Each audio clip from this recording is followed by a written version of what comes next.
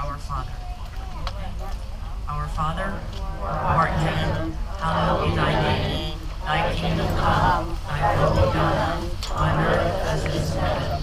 Give us this day our daily bread, and forgive us our trespasses, as we forgive those who trespass against us. And lead us not into temptation, but deliver us from evil. Amen. Amen. Forever in your holy name, Lord Jesus, we pray.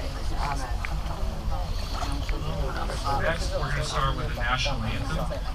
We're going to do the pledge, so everyone please stand and face the flag. Where's the flag? Eamon here, veteran, currently serving, has the flag. Please face the flag and begin with me. I pledge allegiance to the flag of the United States of America and to the republic for which it stands, one nation, under God, indivisible, with liberty and justice for all. Please remain standing for the national anthem, led by Sam here.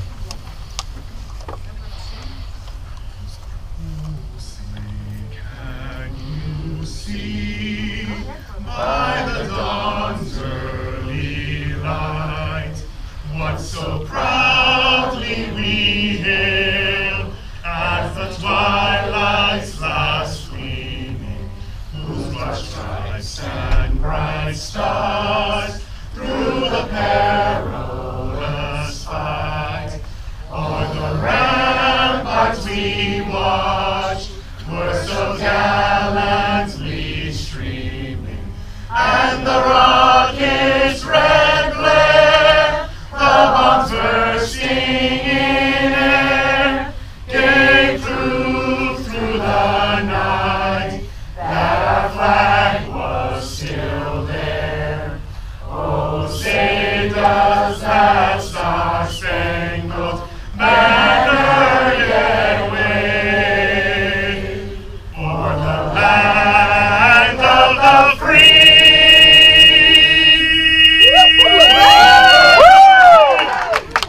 and the home of the brave.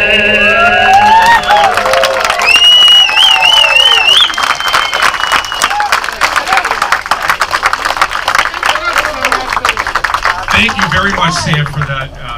Moves me every single time you say that. So there's a lot of people here tonight. We're going to begin this meeting with John Hugo from Super Happy Fun America. He's the president. Before I have him, give me the applause. Let's do it.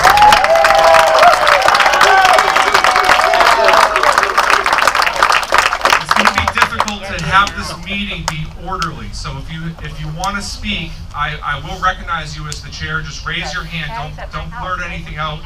If you have an idea, suggestion, you just want to say something, raise your hand. I'll call on you. Other than that, please be respectful of the speaker that's up here. And I only say that because it's so difficult to run these meetings. So without further ado, Mr. John Hugo.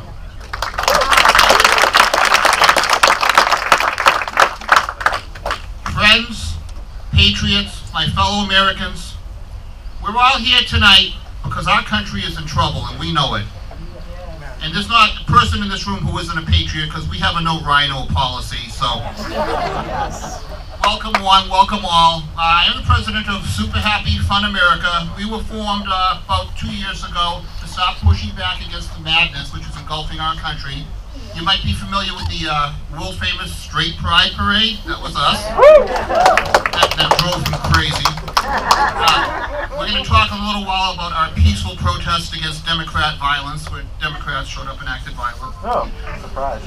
We are here to start organizing on a larger level now. We've got about 300 members. A lot of your groups have similar numbers. And we can no longer start doing these protests and organizing piecemeal. We've got to pool our resources to meet mutual ends, because that we are only going to succeed if we all get together and we all fight together. Our Constitution is being usurped. Our country is a ship which is listing, and it's up to us to right that ship. I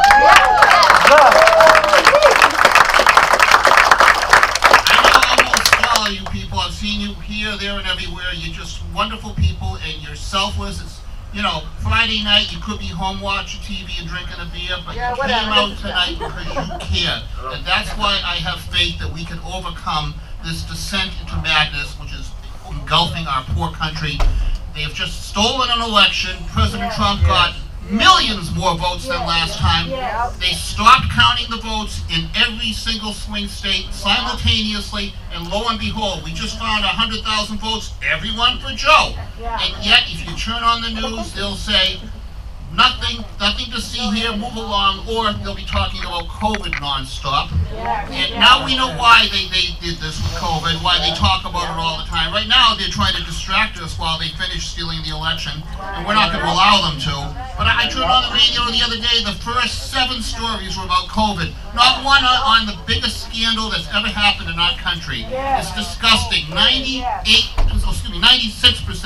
of all press is owned by 6 companies now, and they all have a far-left agenda. We're seeing globalists, billionaire globalists like George Soros, they're making their move. And we are the only thing standing in their way, the United States of America and our pesky Constitution. Well, we love our Constitution, and we're going to stand up. As a matter of fact, our mission statement of Super Happy Fun America is very simple. We stand against cultural Marxism, the gender madness movement, which is destroying our children, and cultural Marxism, which is what we're seeing right now. And it's blatant, it's naked, and we will not let it stand. Hear my words.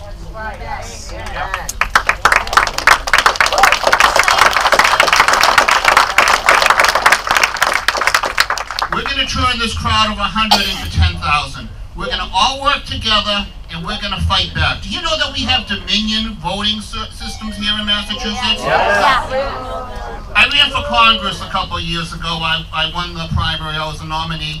And, you know, election day, I remember Jeff Deal lost by 70%. Are you kidding me? It doesn't make sense. You know, we're the only country in the world that has actually allowed mail-in voting without any type of ID. Something like 15,000 dead people voted. We've all seen the video where they saw the video where they left in the middle of the night. They said, oh, it's all over, no more counting. As soon as they leave, they're pulling votes out of here, pulling votes out of there. I mean, you know, this is ridiculous. And if you try to post about it on social media, you're suspended, you're banned. They put those stupid fact checks as Facebook is doing to everybody. Even our top leadership, everybody, Captain Mark Sahady, who's a war veteran and a hero and a personal friend of mine, banned for life for telling the truth. The General, Bao Chow Kelly, suspended. One of our leaders, Hal, who's not here, from Camp Constitution, suspended. Election week, it was a slaughter because they're afraid of us, and that's why they're doing this. Damn right. And you know what? We are the oppressed majority. And that's right. That's what I said. We are the oppressed majority. There's a minority of people who are oppressing us, and it's time we stand up, because if we stand shoulder to shoulder and march with locked arms, they cannot stop us.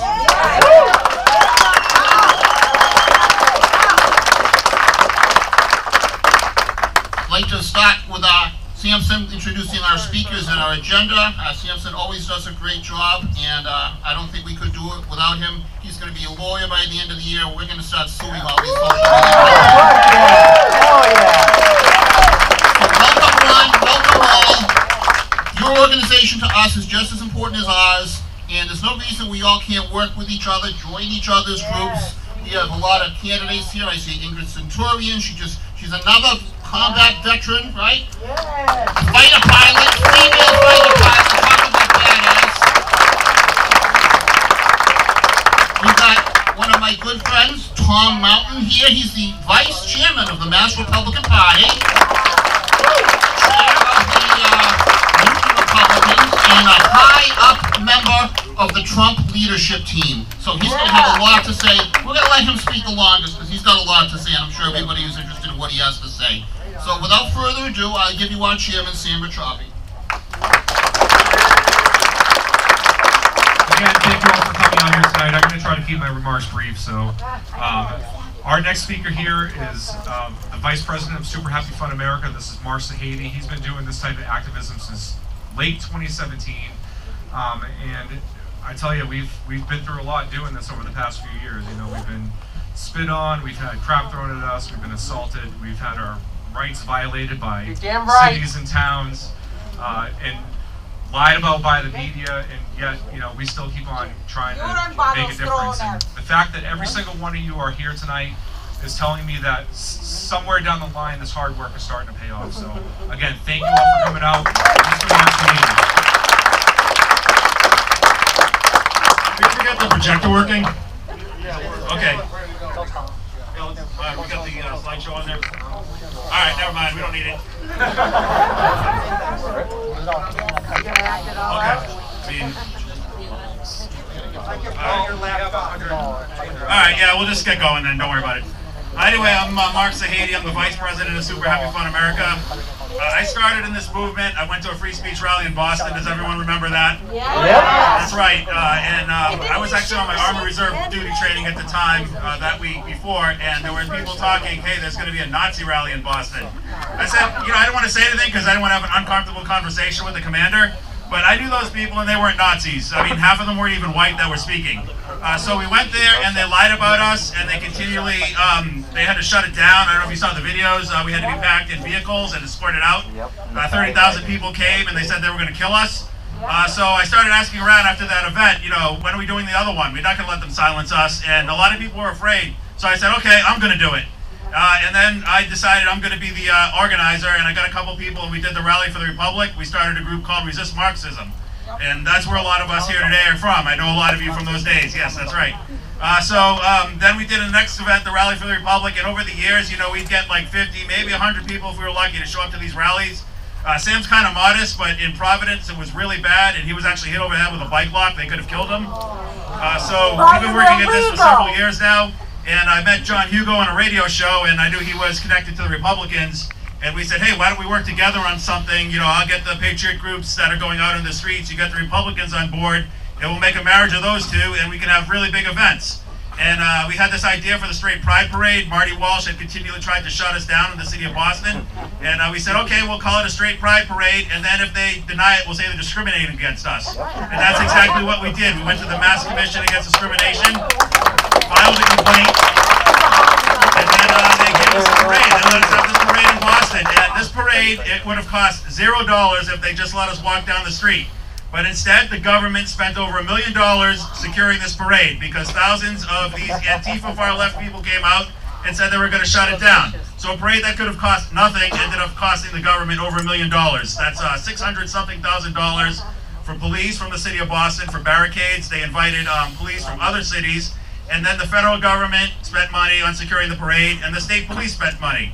But we had an awesome parade, and that was our first event. Now the next phase, I see this, it's awesome that all these groups are here. I think we have well over 10 groups. I lost count. Hopefully a lot of you are going to come up and say something about your group. So the next phase, we're going to unite all these groups, and we're not going to back down. The First Amendment is important. If we lose the First Amendment, we'll lose every other thing. Yeah. So we're going to keep on going to the streets, and we say we're going to defend the public square, and that's exactly what we are going to do. Thank you very much.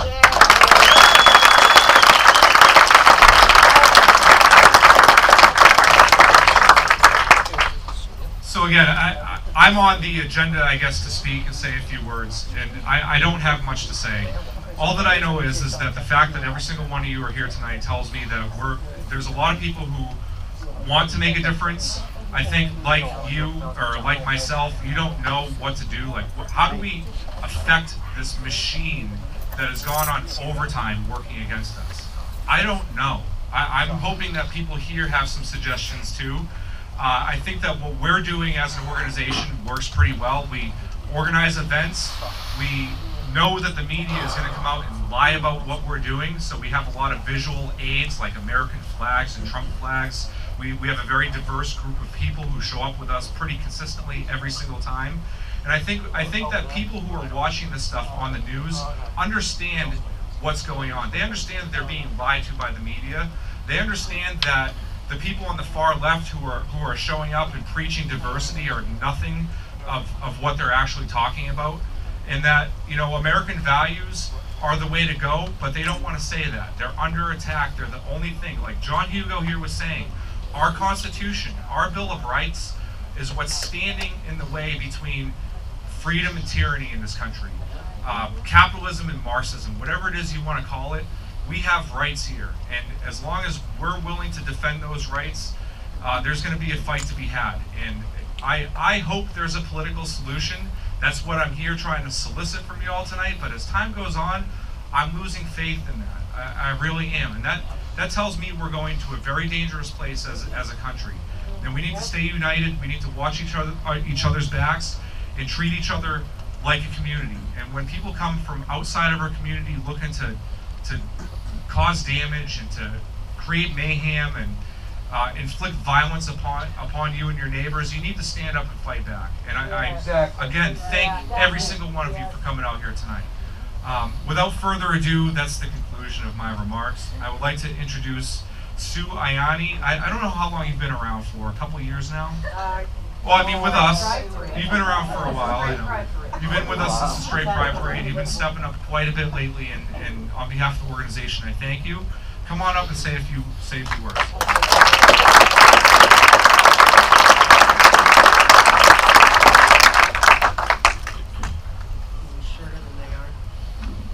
I'm Sue Ayani. I'm the Director of Operations for Super Happy Fun America. I actually met John Hugo when he was running for U.S. Congress against Catherine Clark. So I started helping his. So my contribution to his campaign was mostly bombing Catherine Clark's Facebook page with insults every post she made.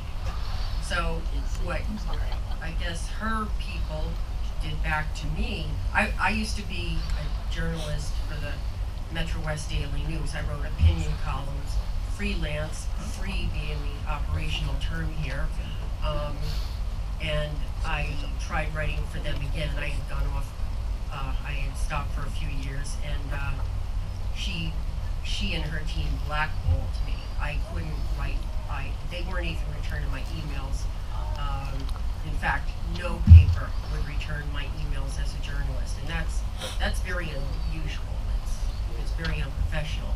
So, you know, instead of backing down, which was the idea to inject fear into me, oh, I'm this journalist, I'm being blackballed. She had a post about how she was protecting women's rights in the workplace. So I start bombing her with, Catherine, isn't it illegal for a politician to blackball a journalist? Imagine if a female politician started blackballing a female journalist. That would be really illegal, right, Catherine? So just start bombing her. That's what you have to do. You have to go after these people. Don't be afraid. Don't be back down when they do that kind of stuff. Go after them. But anyway, that's my background there. So I kept following John. I followed him to the ends of the earth because I thought he was great. So he started this thing, we're doing this Super Happy Fun America, and we're going to do a straight pride parade. I was like, oh my God, that is brilliant. So I was on board with that. I mean, they pulled this thing off. I thought everything, the whole page with all the memes, and it was brilliant. So I thought it was freaking hysterical. But anyway, I've been on board since, and I love this group. So anyway, what I would like to do from here is just, first of all, thank the owner. And you know, I admit I don't even know his name, and I think he's here. If you'd like to wave or something. Dave Ferguson. Oh, Dave Ferguson is representing the owner. Okay, hi Dave.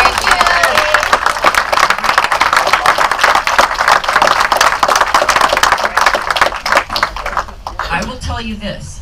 My next car is a Chevy pickup truck from Imperial Chevrolet. And I encourage everyone to check out the cars and trucks downstairs and throughout the lot before they leave. Check your pockets. This guy is amazing to pull this off, because I'll tell you what, this is the underground. There's a 25-person limit on places, and this was hard to find. We were about to cancel this meeting at 4 o'clock. This place came through, thank you, Dave, with 10 minutes left.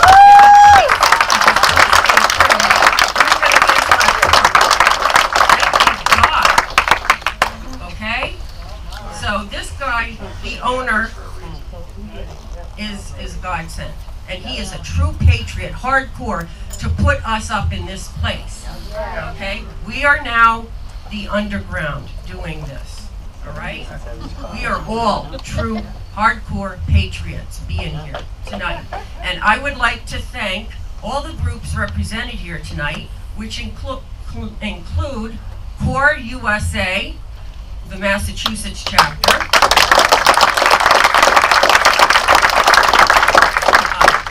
In lieu of time, I would like to add, I mean, I love all of you, but I would like to ask you to just hold your applause till the end, because there's several to name. The 3% originals who are here, Kim, the Proud Boys, Massachusetts Women for Trump, North Shore Team Trump, the American Guard, Vietnamese Americans for Trump, Camp Constitution, Massachusetts Republican Minority Coalition. Henry Roman is here from WARA Radio, 1310 AM. And again, we mentioned Tom Mountain is here. So is there anyone that any group that is here that I have not mentioned? United Cape Patriots. Black Voices? United Cape Patriots. United Cape Patriots? United Cape Patriots, yeah. United Constitution Party. Digital Warriors USA. Beacons, not beacons. Beacons of light, beacons of light, love, and liberty. Go USA! Go USA! Anybody else? New England Trump! Does everybody have a group? Gabriel on politics. Okay, so we're good. All right, thank you all for being here. God bless you all.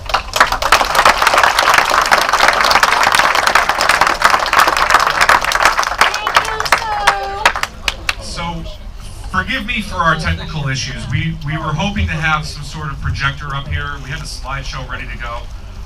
So what am I hearing? It may be working, it may not be working? No, I can fire that up. Is there any way I could fish a cable over to me here? Not over to you, but you can bring your laptop over here. I got an HDMI. Does that work? HDMI? Yeah. Pardon me. I know that you're all very anxious for us to continue. Oh, it's a short cable.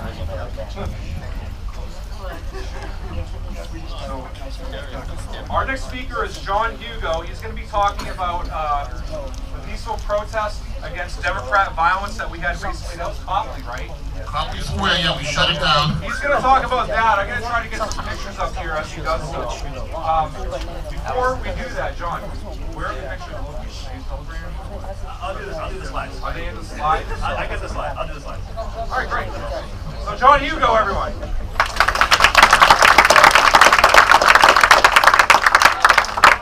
We are newsmakers, not to boast, but last year we were the top story on the planet Earth for one day with the Straight Pride Parade. We hit #1 on Twitter twice.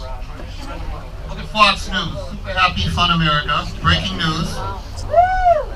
We decided someone has to take on Black Lives Matter and Antifa, the paramilitary wing of the Democrat Party. They're the modern brown shirts, if you ask me. They don't give a darn about Black Lives, by the way. You don't see them building any rec centers with their $1 billion gift from Bank of America.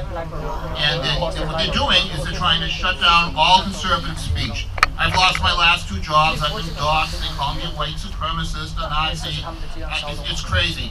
These are hateful, evil people, and believe me, you can't have a discussion with them. They don't want to talk to you. They want to hurt you. This gentleman here, he was on Tucker Carlson a couple of days ago. He went down to Washington. That's right. Brandon, for the second time, was assaulted and beaten badly by Antifa. About 10 of them attacked him, took his American flag out of his hand, pepper sprayed him, and beat him over the head, cracking his head open. Yet here he is tonight, standing tall. Thank you, Brandon.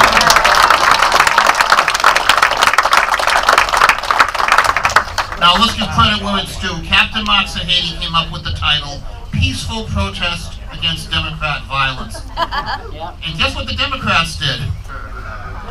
They sent about 800 Antifa and BLM to Copley to try to shut us down, but we had a security squad. Have we got the picture of with Mr. Gilbertson? Come in for some of that unity. Oh, can we show the video, Brandon? It's a little disturbing, so...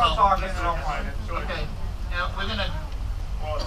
Just keep talking. Okay, we actually made the Reuters top 100 pictures, and it's a terrific picture. We had a security team, and some of the security team are here today, and this Antifa clown managed to jump over the barrier and into our group, and he regretted it immediately. And we dragged him out, and of course Reuters got a great picture of it, and it went viral. They had a satanic ritual at the peaceful protest where they ate a human heart, they were saying, poured blood all over themselves, danced around, burned a sign that says "Super Happy Death."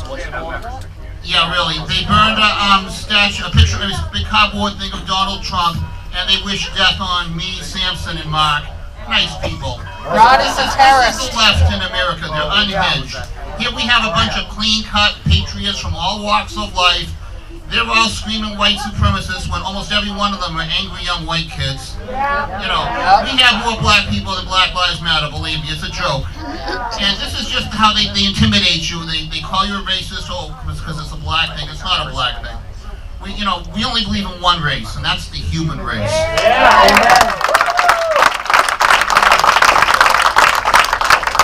We love everybody from anywhere, and anyone's invited except for those clowns. And we are standing up to them because we've been kicked off of all social media. We're banned by the media. The media in general will say nothing but lies about us. And we have very few places left but the public square to let our voices be heard, and they're trying to take away the public square from us. And we are not going to let them, so we stand up to Antifa and Black Lives Matter. And let me tell you, some of these 60, 70-year-old women are tougher than some of the men that we have at our events. And we are taking back the public square. We're not going to allow them to intimidate us. They're using Nazi tactics, violence and intimidation, doxing, and they throw things at you. And they're vulgar, and they stand there holding their middle finger, because that's about as intelligent as they get as far as communication goes. And we're usually outnumbered 10 to 1, but we don't care, because we're standing tall, and we are going to continue to fight them, because we're not going to allow these terrorists to control us. Amen. Now, one of the things I hope to achieve tonight is when we do have more demonstrations, and they show up with 800 people, we show up with 1,600 or 2,000 or 5,000 and let them know that we are the majority and we will not go gently into that good night. Yes. We love America. These young kids, they don't love America. They don't teach them patriotism. They don't want the Pledge of Allegiance. They're taught this awful revisionist history that America is a bad place when it's the greatest country in history. We put a man on the moon. We split the atom. We are an amazing country. We freed a suffering humanity from the Axis tyranny. God bless America.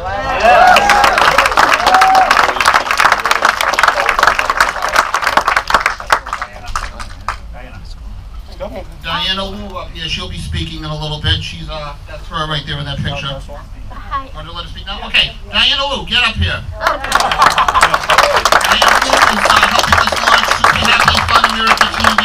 She's going to talk about that right now. Okay, yes, my name is Diana, and before this election, I was a human rights activist. And my focus is human rights issue in China, about like a life program Palestine and persecution of religious groups like Falun group or Muslim groups. And right after the night of the election, I strongly feel it is my responsibility now taking care of this country, because this country gave me the freedom to be on the street and against evil. If Trump loses, and we all lose, the whole world will lose. And there will be no hope for China, for all the country, the people who are under the persecution. So that's why since I'm an activist, so I'm only focused on action. As the biggest conservative group in New England, what everybody's idea, like what will our next step? I know, and since the election, I've been talking to some of my American friends, and to tell the truth, some of them feel very upset. I think depressed, and I think things won't get changed by just sitting there being depressed and upset. And the freedom, we never get freedom for free, right? There will be have a cost, a price. And I'm ready to pay the price, and I hope everybody, the rest of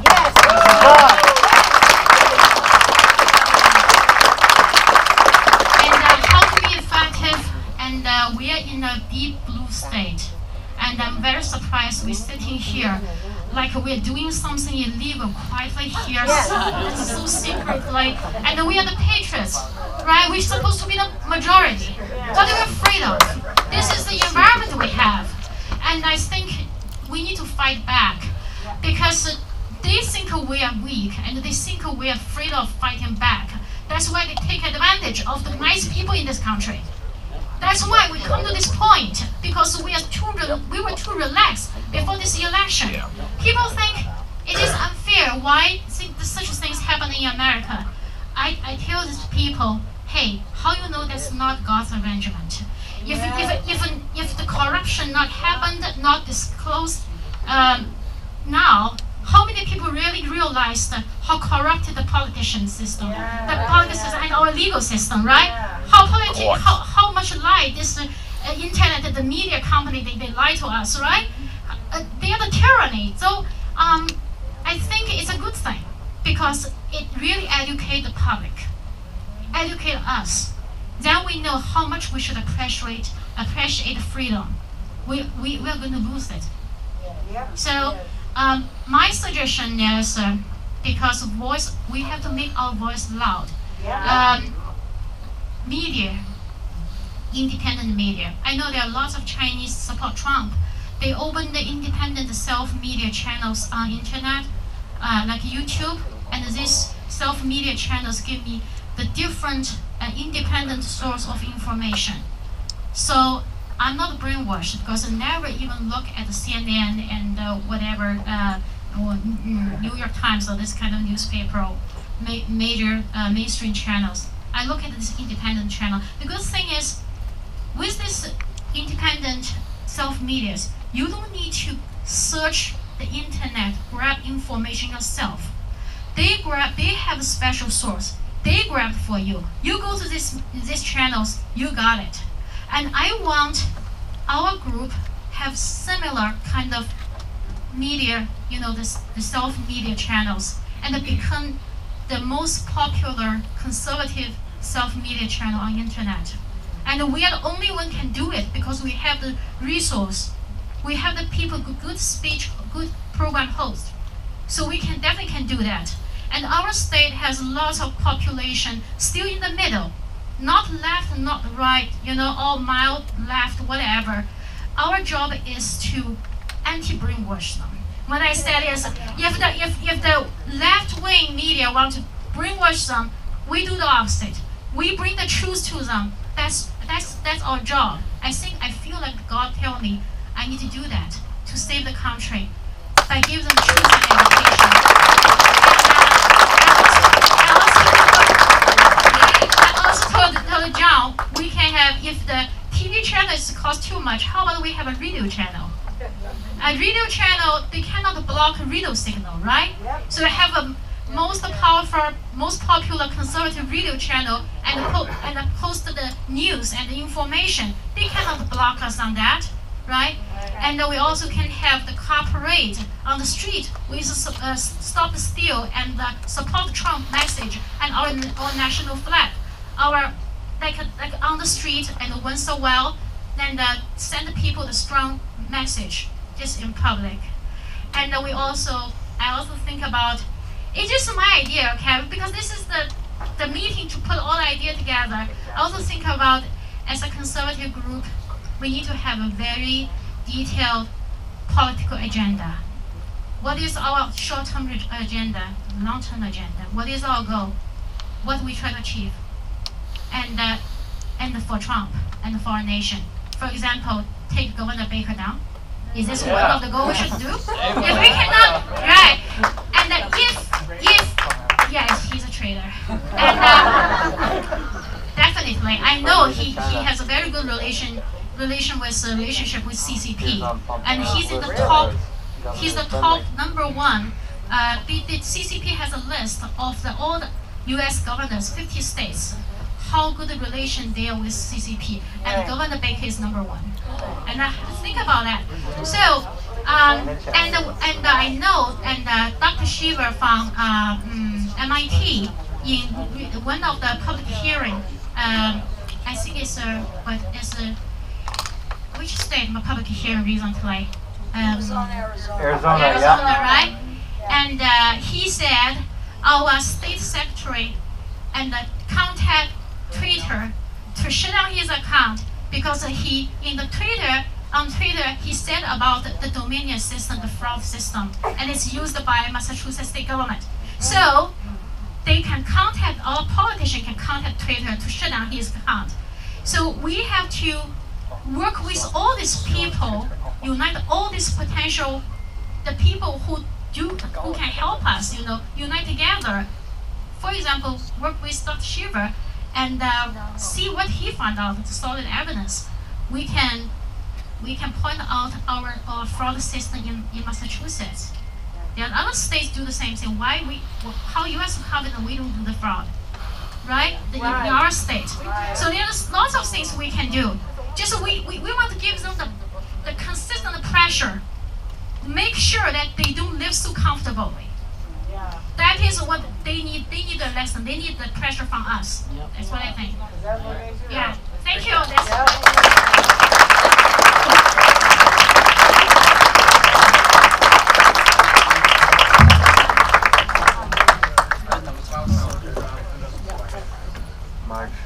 More stadium again. So we're a little behind schedule, so I'm not going to spend a lot of time on this.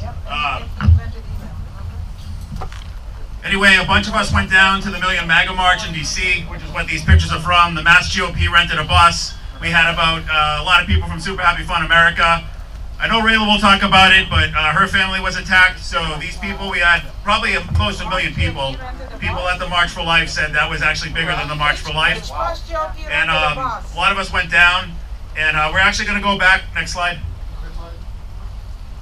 So there's another event here that they're doing next weekend, and if we get enough people to sign up after the meeting, Super Happy Fun America will charter a bus. We'll all go down. It'll be a 24-hour trip. We'll leave 10 at night, come back 10 the next day, and we'll show DC and we'll show the Democrats that we're not going to allow this election to be stolen from us. So there we go. Thank you very much. That's the meeting.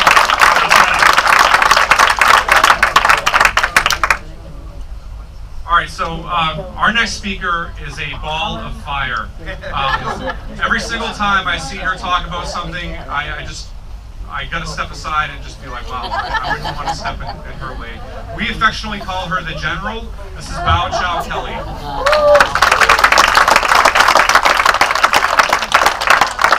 I would like to thank all the patriots for being here tonight. I'm honored and humbled to be in your presence because this is the time where we can truly see who the real patriots are. And you're very brave to be here. So give us an applause.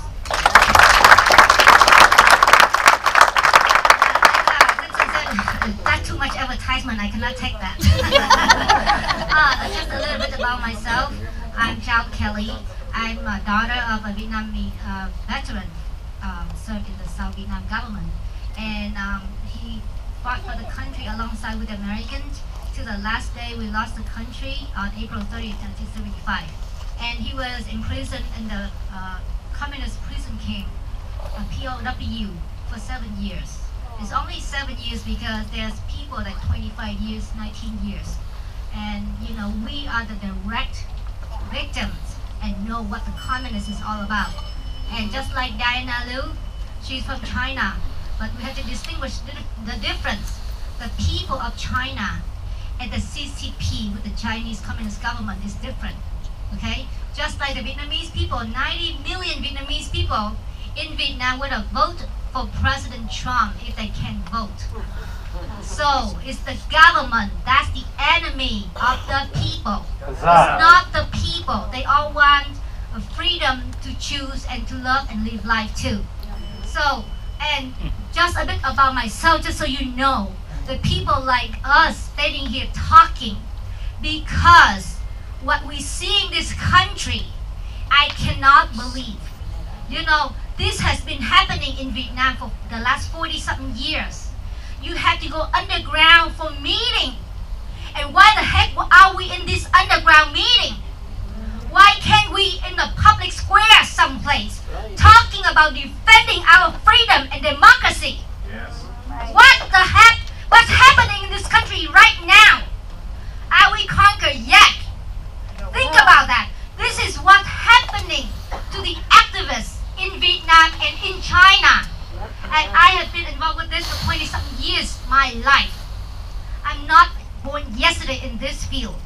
But I never step out in the light of the politics in America because you know why? I'm always an outsider until President Trump came along. But you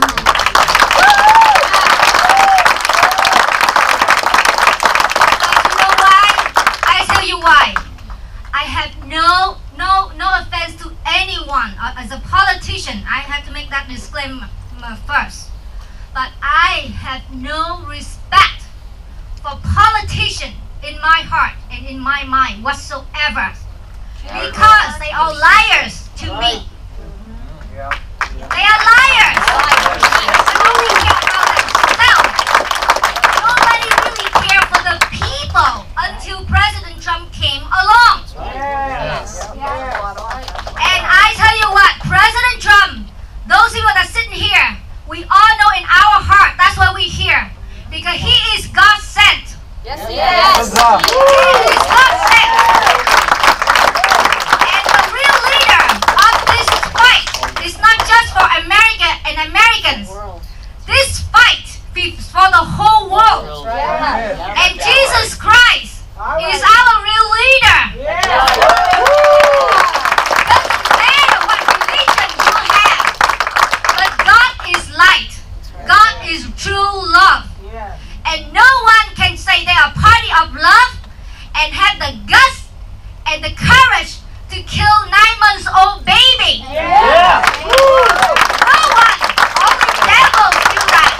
Okay? So President Trump, who is a multi-billionaire, he can live his rich, filthy life, wealthy life, you know?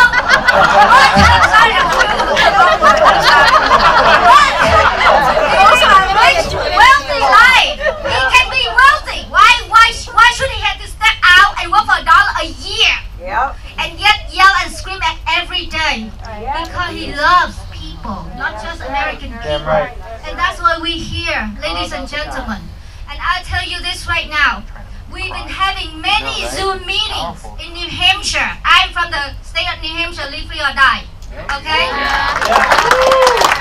I praise God that I am a citizen of this country and a citizen of New Hampshire, the live free or die state, because it's right in my heart right here. And we've been having these Zoom meetings of all the things that these great preachers have been talking about. What shall we do? That's why we're here.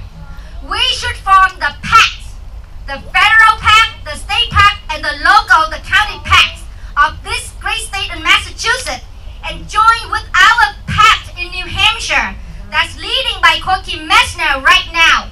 We have been planning and meeting because we need these pacts, and this pact work alongside with the New Hampshire GOP, because GOP has all these restrictions and law.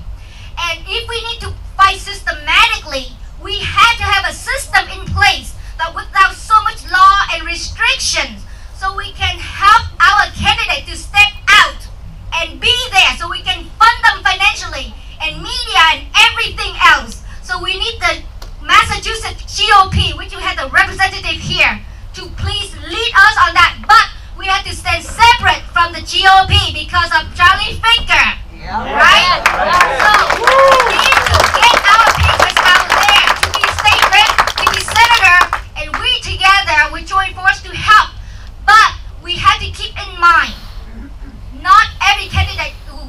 exactly like what we want. So we had to compromise. So we had to compromise, ladies and gentlemen, and we had to work together. And please take a small bite of the cake only, because if you take a small bite and you work diligently, you achieve. If you take too much, you get exhausted, burn out, and you're done. Okay? So the important thing is we had to do that tonight. We had to form that, and we can meet regularly. And I would like to also recognize and introduce to you, ladies and gentlemen, also, if I may, is Wendy, is the Boston Epoch Times, the president of the Boston Epoch Times. She's here. And we have Lennon right next to her. We see him a lot at our events. And you know what? We need these media force at our side. Boston Herald is good too. And I spoke to Heather from America Voice also. She's in Georgia. That's why she couldn't be here. But please, whatever the events that you need, and you have like this flyer, please share with us media group. I'm in media too. I'm on this all the time, Facebook, for the past 13 years. I have networked around the world. So whatever that you have, share with us. We share our networks and we get people out to your events, to your local area. And then when Super Happy Fun America and us plan a big event together, we pool force together. We work toward the one country. It's not for one particular organization. We are one. United we stand. So God bless America. Thank you.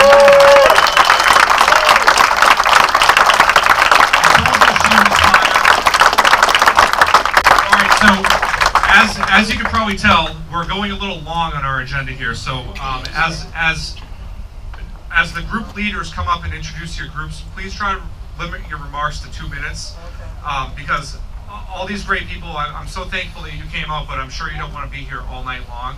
And before I don't know who's representing the Constitution Party, but if you can make your way up here, just as she makes her way up, I just want to say that our organization, we have all these different things that are moving at the same time.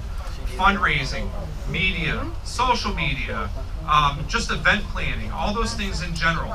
I don't care whether you get involved with us, John might not like that, but I don't care whether you get involved with us, but get involved somehow with at least one of these groups here tonight and try to make a difference.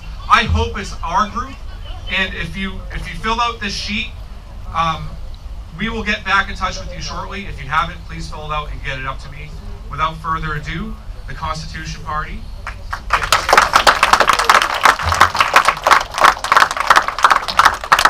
Hey everybody, great to see everyone out here tonight. My name's Joan Quinn Eastman. I'm the state committee woman for the Constitution Party. And before we get started, could everyone please just move away from one another 6 feet and put your masks on? I've got some extras if you forgot yours. No, actually, I brought these masks for another really compelling and empowering reason, which I will share with you later. To burn them? I am frothing at the bit to talk to you because we've all been out there, we've all been active, we've all been speaking our minds, but we're not doing anything. And so I got engaged in the Constitution Party because of a personal event in my life. I saw that big machine that was referenced to before impact my own family. We actually almost lost a family member to an extremely corrupt system. I went out and fought tooth and nail. In fact, the first person I talked to was Charlie Baker, who was of some help, but not a lot. I had to fight this battle on my own, and what I saw was shocking and devastating. I saw a system that gobbles up children for profit, the same way they're doing with the mandatory vaccines that are trying to be shoved down our throat. When you file an affidavit, the affidavit will stand as truth if it's not answered. If they answer it, they could be setting themselves up for some big trouble. So it's a very interesting and intriguing process. It's something that every single one of us can do, fully within our own rights, fully within the law, and if we don't claim it, they'll just keep taking it. So we all need to join together, learn this process, and take these definitive steps. And one of the big steps that we want to take immediately, and I brought these as prompts tonight so we could use them, is we want to launch a viral campaign. On December 21st, we want to challenge everyone to a mask off. a great global unmasking. We really want this to go viral, where everyone takes their masks off on the same day. We've had it. We're mad as heck, because I don't want to say the other word, and we're not going to take it anymore, right? That's right. So if we all take our masks off on December 21st, and go somewhere in a group and hold a light up to the sky and just say, that's it, I want my freedom back. Enough of this enslavement, enough of this intimidation, this fear mongering. We've had it. So, on to say, and, oh, what's that? Oh yes, flash mob and target. Oh, much better than that. But anyway, so we'd like to produce a bunch of little videos of people taking masks off and what they have to say. You know, like, oh, I can breathe again, ready to exhale.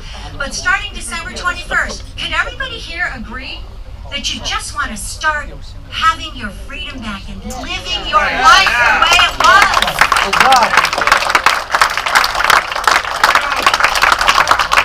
It's up to you to claim it. Your silence gives them consent to have power over you. It's saying that it's okay for a government to have overreach and be involved in every little bit of your lives. It's only because we're allowing it that it's happening.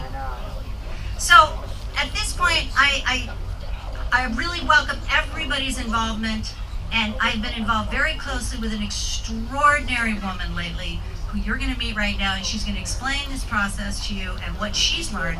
Her name is Tammy Blakesley. She's of EnviroNet. She is an industrial hygienist, not to be confused with a dental hygienist. She's someone who really knows what happens in industry and understands OSHA regulations and science and the mask. And so she's taken it upon herself to really research this and apply it to documents that can help us as individuals together, to take a stand together, not just talk, not just protest, all of which has importance, but to actually take constructive steps which will impact our futures and protect our freedom. Right. So come on out, Tammy. This is Tammy Blakesley, and please mark this in your website. We can take your email address there, or you can give it to us tonight, but it's beaconsoflightloveandliberty.com. Tammy Blakesley. Rally, trying to come in, and I guess I was thinking about this morning when I get in my car. It was said the final countdown is what came onto my car as I'm coming here, and I'm like, this really is the final countdown. We are in such a state, and when Baker changed the last one, when he put a curfew on, I was like, I'm done. I am just done. 10 to 5, honestly. What a very intelligent virus we have.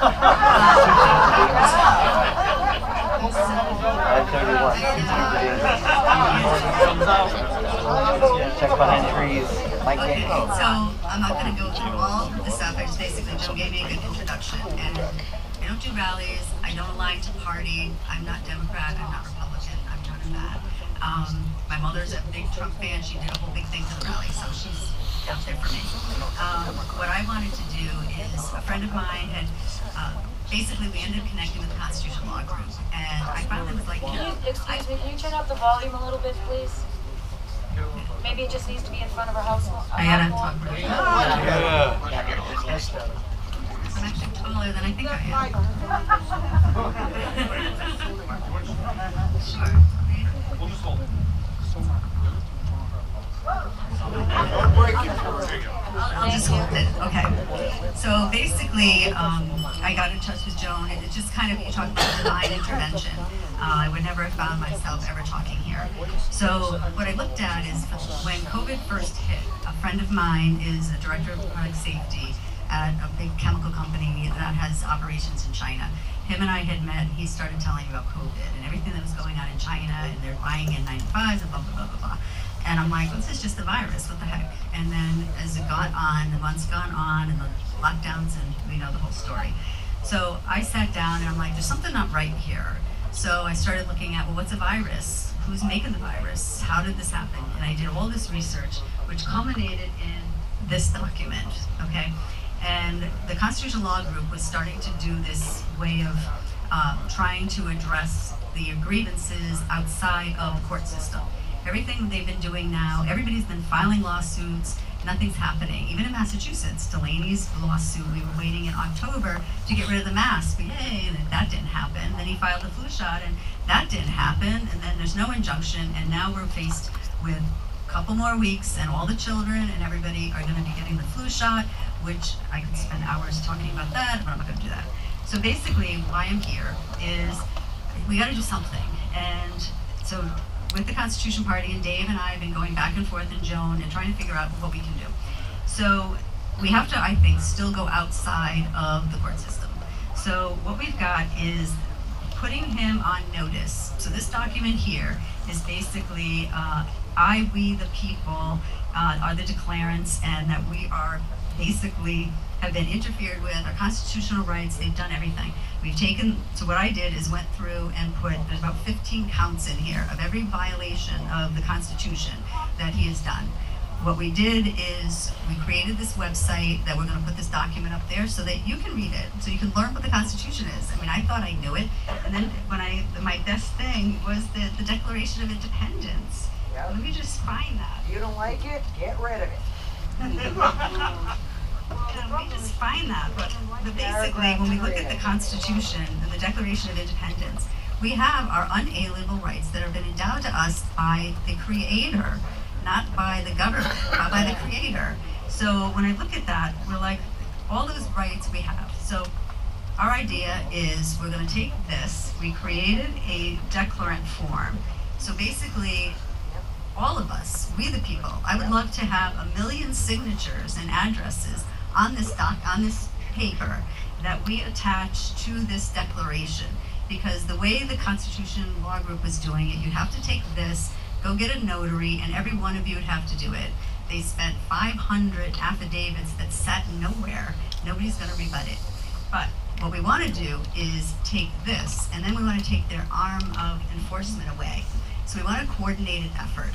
So when we serve Baker with this notice, and we don't have to have it notarized or anything, it just says, here's our demands. We basically want you to not end this state of emergency, but just basically, we're not enforcing it anymore. We want you to stop testing. We want you to stop injecting. We want to have you address the grievances from the media, because they have been terrorizing people forever. And we want that, and we want to know how he's going to address all of the people that lost their jobs. What is our economic recovery? What's your plan? So we're going to demand that from him, and however many we can get, we're going to do that. But at the same time, we're also going to notify all the Board of Health and sheriff departments and the police and say, Baker basically has caused you to violate the Constitution, and now you can be held personally responsible for any action that you take against us.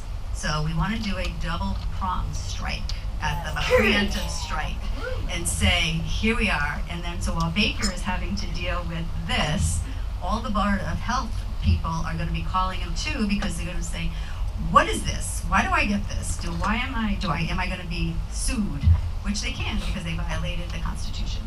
So that's what we're trying to do, is to kind of unite everybody, all the groups, because as they said, we're human, and that's what's being challenged right now, is our right to be human. And okay, so what we're going to do is, obviously you're not going to want to read this yet. Do you have a timeline on that? Do you have a date that you want to get this Yesterday. Yeah, we're going to try to do it as quickly as possible. We still have, we are having some attorneys look at this document, but that's why we do need all the emails that you're gathering and everything today, so that we can have you take these forms that you can at least start. So if you want something actionable when you leave this door, is to take this and just say, we're going to put Baker on notice that we, the people, want him to redress our grievances, which is what is in the Amendment 1. Is that we have the right to have government redress our grievances. And that's what we're doing, is saying, here's our grievances, you need to look at this. And if he chooses not to, which is a good chance he's not gonna, then we have to take, next steps. Then we can turn this into a claim. and then put that through, the court. But we have to at least start somewhere where it's easy for us to do it. So let me read you what I'm going to be giving you. It says, I/we, the undersigned, a citizen of the Commonwealth of Massachusetts, make this notice and demand to you, Charles Dwayne Baker, as Governor of Massachusetts, of our own free will, to redress our grievances. I/we have standing in the matter as I/we have suffered huge losses, be it personal, professional, financial, or spiritual, as a direct result of your unconstitutional actions under the unsubstantiated state of emergency. So, because we're trying to...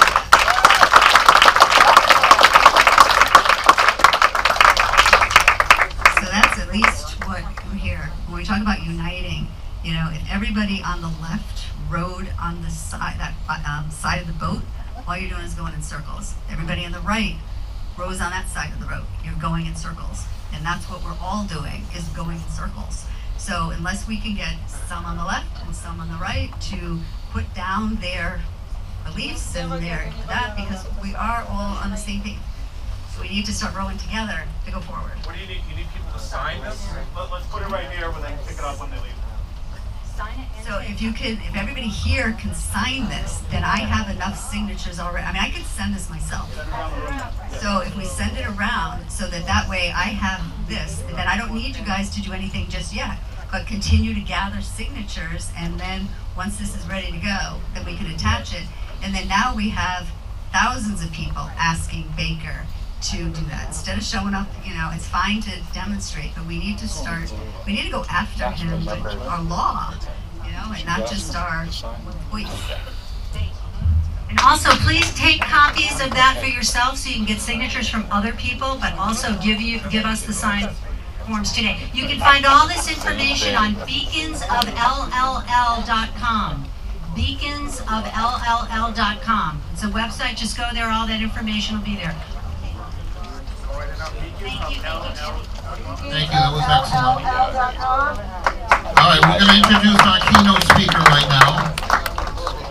I first met Tom Mountain when I was running for Congress. I was fortunate to have 20 state committee members endorse my campaign, which was a great honor, but Tom was the first.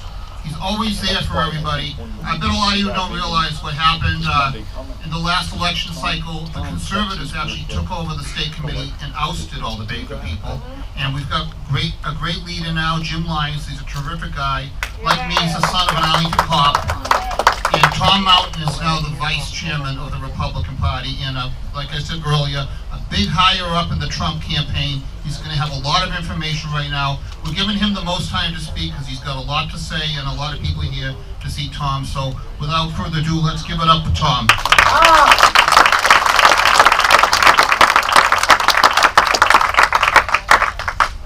The National Convention in Cleveland in 2016 was one of the most extraordinary and unique conventions in at least a generation, because that was a convention in which those that would be characterized as the, quote, establishment were nowhere to be found. The Tea Party was there, the grassroots Republicans were there, the Trump Republicans were there, people like us were there. We were representing the party. We were the party. We are the party.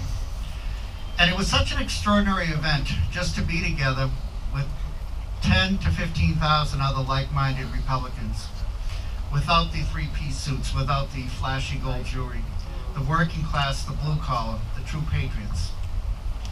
And then when Donald Trump spoke and gave his electrifying speech the very last night, and when the balloons came down after he said, "We will make America great again," there was such an aura of exuberance in the room. And there was a collective feeling that we are leaving this convention cautiously optimistic. Cautiously optimistic means you believe, you're hopeful that you are going to win this election. You feel it. You know that it's going to happen. But statistically, you're not exactly positive. And then, of course, common sense prevailed in America.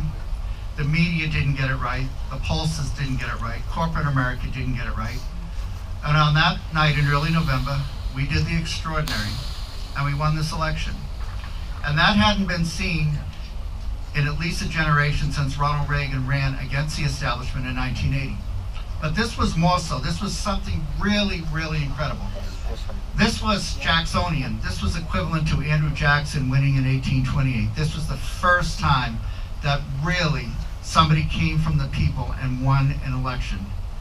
The first in a generation, the first in decades prior to that.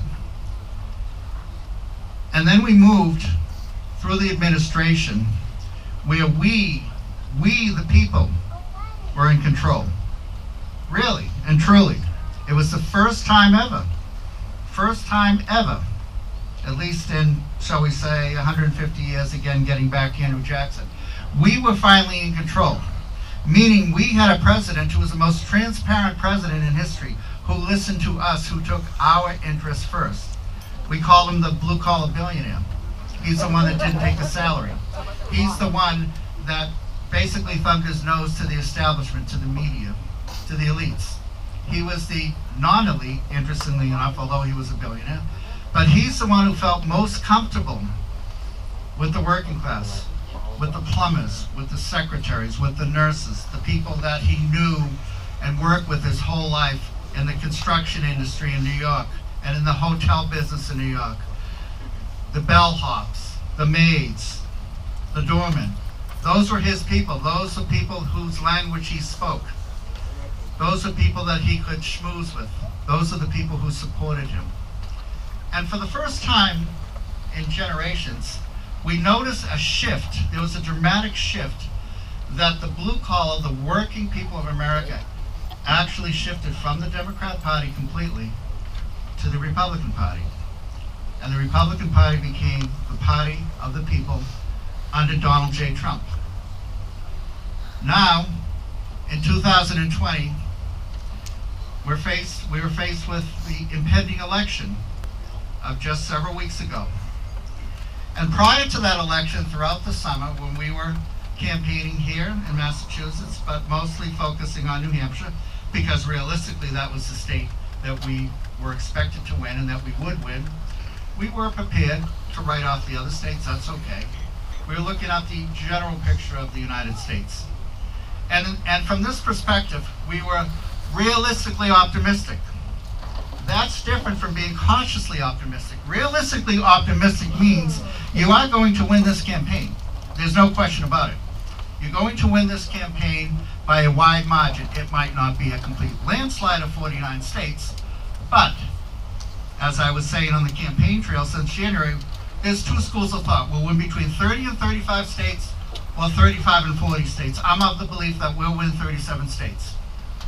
And I said it, anyone could have provided me with a lie detector and I wouldn't, my pulse would have stayed the same. This will happen, it is going to happen, and we're going to get about 400 electoral votes. And I said that to anyone who would listen, and I said that to the media most of all, who looked at me incredulously. They just didn't believe it. But we knew. And then on election night, we had our event, Trump Victory Night in Weymouth. And on that night, I was also asked to do color commentary from a Republican perspective for Channel 7 News. And every hour from 7 o'clock onwards, they had me on. And I said basically the same thing that I'm telling you now. We are going to win in a near landslide. We're going to win decisively. And it won't even be close. It's not even going to be close. And this will happen before midnight when we are going to win. And I said it so casually, so nonchalantly, that the media pundits just really couldn't believe it. They just didn't understand the cause for my optimism, because in their bubble of liberal media, everyone they know is going to vote for Biden. So how could we possibly win? Well, we were going to win. There was no question in my mind. And then as the night progressed, all the states kept coming in, one after another. 10 o'clock became 11 o'clock. We were ahead in every category in most states that we knew that we would win. 11:30 came, and suddenly there was a slowdown. The states weren't coming in as much. By midnight, none of the states were coming in. And then the media had to ask me again if I'm still optimistic. I said, yes, absolutely. Things may have slowed down, but we're going to win in the end. and then it's 1 o'clock, and there's no news for a few hours. And the media pundit said to me from Channel 7 that, well, Tom, it looks like the president is going to win re-election as soon as he carries these 3 states, Michigan, Wisconsin, and Pennsylvania. I said, yes, we'll hear about it probably within the hour. Okay, Tom, it's been nice having you. Good night. Now it's 2 in the morning, and then we all went home. And lo and behold, 7 in the morning, we wake up to the news. Suddenly, these states are flipped or are going to flip.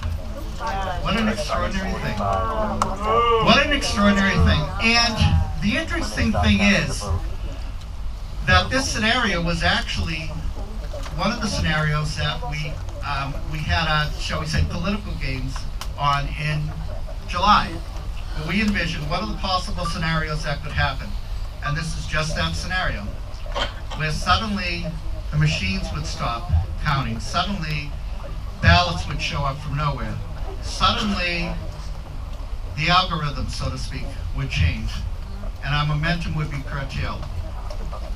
And then the next morning, when we realized what was happening, the New Hampshire Trump campaign, which I work with extensively, we gave them the orders, the RNC people there, including the attorneys, pack up everything, you go into Pennsylvania immediately. One attorney said, well, why are we going there? We're winning by 400,000. We won't be for long. You're going there immediately. And then lo and behold, they all drove down there, flew down there. And so began the cycle. So began the arduous uphill battle that we are dealing with to this day. We are dealing with at this very moment. And what matters at this very moment is what matters in the present. I've been asked by different quarters, I've been asked by the media, what about 2024? I said, we're not looking beyond today, beyond next week. That's right. We're not looking beyond anything. We're looking to handle this shit now. Because we're looking at the present, at what is now, and what we are doing right here and now. And right here and now is what we are doing really at the service of not just President Trump, but at the service of the American people. President Trump is the conduit. He's our leader, who is leading us to correct a wrong, to set the ship straight, to move our country forward out of the clutches of a fraudulent election, which is happening before our eyes. And make no mistake about it, this is a fraudulent election. This is what the media likes to say, a constitutional crisis. It genuinely, as future historians that our grandchildren will read, will talk about this election in that sense. But really, when you look at this election that we're currently fighting an uphill battle for, in essence, this election was very high on emotion. Yes, many of us, we all supported George W. Bush. We supported Republican presidents before that, but with Donald Trump, it's different. With Donald Trump, there's more of a personal connection. There's more of an emotional state. And in essence, this election is really about 2 basic human emotions. It's about love and hate. It's about the love that the American people, the 74 million plus who voted for him, who have a genuine devotion to the man. These are the people who will stand in line for up to 20 hours to hear him speak for an hour in the freezing cold and the blistering heat. These are the 20,000 representatives throughout the country at various events that will do that. These are the ones who will stand out there, same day voting, for hours to vote for him. And then it's about hate.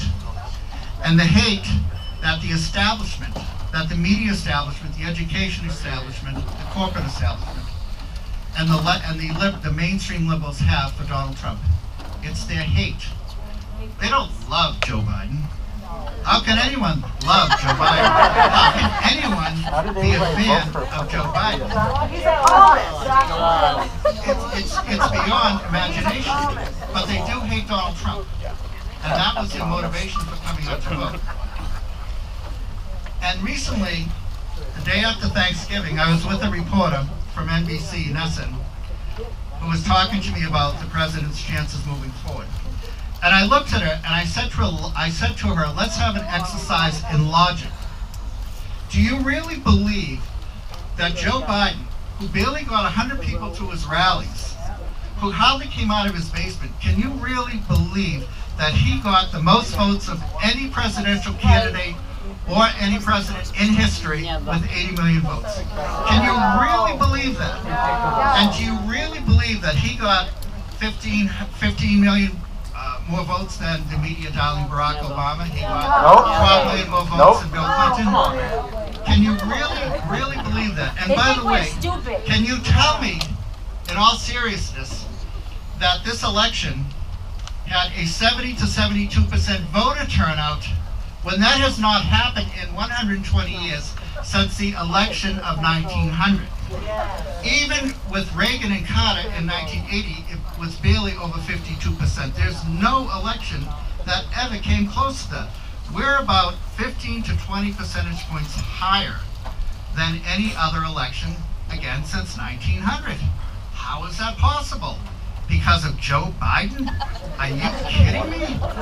And the reporter looked at me incredulously, but with amazement that I was actually talking this way, because it got her thinking. Because I was using an exercise in logic, not talking about the fraud that we can prove. Well, you have no proof. Well, actually, yes, we do. We have 500 affidavits that are under penalties of perjury if the people are caught lying, et cetera, et cetera. We have any amount of proof that you can have that we can throw you. But when you explain logically to them, they do not grasp what is happening, but they're like a deer in the headlights. Nothing makes sense. Don't piss on my leg and tell me it's raining. And again, it's an exercise in logic. And the interesting thing is, we know they cheated. They know they cheated. And they know that we know they cheated. So the question is, where do we go right now? Where do we go from here? We are taking two tracks. The first is through the Electoral College. And the Electoral College starts to meet on Tuesday the 8th through the 14th of the following week. And it absolutely positively has to be certified by the 23rd of December. And the second tactic is to go through the Supreme Court. Now with the Supreme Court and the Electoral College really have two main things in common. They have a task before them. They have to reach within themselves and recover a word, a state of mind, a state of heart, if you will, that they probably haven't had to use in a long time. And that word is courage. Courage. If it goes to the Supreme Court, the conservative majority will have to go against the grain, go against the enormous pressure that will be brought to bear on them, and stand up and do the right thing and basically say, in these several states, these were fraudulent elections. We have to throw out these votes. We have to throw out these mail-in voting. We have to even have the election over again in several states. They have the power to do that. They can do that. And with the Electoral College, courage applies to a lot of people. And the courage that is needed right now is that which was infused into the Constitution many, many generations ago by our founding fathers, who saw in their infinite wisdom that at some point in American history, a presidential election will try to be stolen. There will be massive fraud. And we need an Electoral College as a safety valve, as a last-ditch effort, as a mechanism to correct the wrong. And the Electoral College is there for this very reason why we're in this debacle we are now. What this means simply is that the Republican state legislatures of those 6 respective states, Georgia, Pennsylvania, Wisconsin, Michigan, Nevada, and Arizona, have to look within themselves and get the courage to do the right thing and to choose electors in their respective states that will be Trump electors to rectify this theft of the election, this attempted theft of the election. They can do it. They have the power to do it. Believe you me, if the Democrats If the shoe were on the other foot and the Democrats had that power, they would use it. We can criticize the Democrats as much as we want, but they are as ruthless to the core. They play down and dirty, and they are ruthless. They will stop at nothing to win. The end justifies the means, no matter what. Now with Republicans, we are lucky to have a leader who, although not dishonest, not down and dirty, but one can say he's ruthless in a good way, in that he will not take this lying down, he will fight to the end. And right now, the courage that is being displayed by Donald Trump needs to reverberate throughout those respective states. The electors can do it. They can do it next week. They can change this election. And yes, people will riot. Yes, people will get up in arms. But so what? So what? They would do that anyway if Trump were elected. So what? So what? Honestly, that's why we have tear gas and rubber bullets. Yeah. They can deal with that. And a Second Amendment. But what matters is what is happening now in the here and now. And don't even give a thought to 2024. We're still fighting this the entire way. Things are going according to, maybe not exactly according to plan, but things are moving in the right direction. Next week, on Wednesday, I have the unique privilege of representing my state, my Commonwealth, my party, to the White House holiday party. And Donald Trump will be there, as will the Vice President. And they will be as forthright and as gentlemanly as possible. And they will stand there as beacons of hope, as beacons of resilience, as beacons of fortitude. How do I know that? I've seen them before. Many of you have seen them before. They have stood up against adversity and won. And this is a battle that needs to be won. This is a battle that must be won.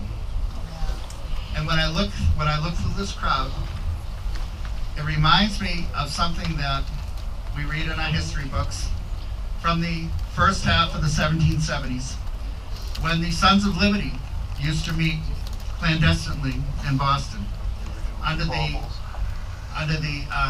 threat of constant arrest and imprisonment. And it almost draws parallels to today. So much. But really, just as in the Revolution, so it is today, that it's generally the 3%, maybe 5% at most, but usually the 3% that are the real activists, the real leaders, the real movers and shakers, who move and change the world and get things done. Just as it was in the 1770s with Sam Adams and John Adams and Dr. Joseph Warren and so many others that we today revere today, to this day, in our history books. So the mere fact that you were here tonight is hope. It's hope, but it's realistic hope that if nothing else, this is the nucleus of the movement that we started in 2016. The movement will continue. It will continue beyond the first of the year. It will continue beyond next year. And if need be, let it be said that at this moment in time, the wheels have changed to the point where, while so many of our detractors used to claim that they were the resistance, in reality, today, as of now, we are the resistance. Thank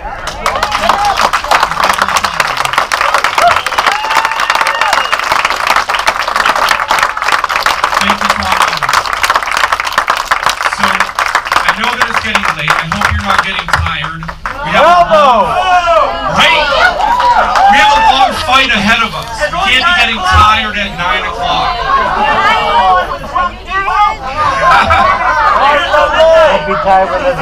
Listen, I want to be fair to all the groups that are here tonight, because as you can see, we have a lot of talented people just right here in Massachusetts who want to stand up and fight and network with every single one of you.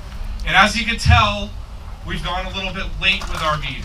And so I don't want, I hope you're not bored. I'm not bored at all, but I know that the energy gets kind of low towards the end of these things. So I just want to say, this is the tip of the iceberg.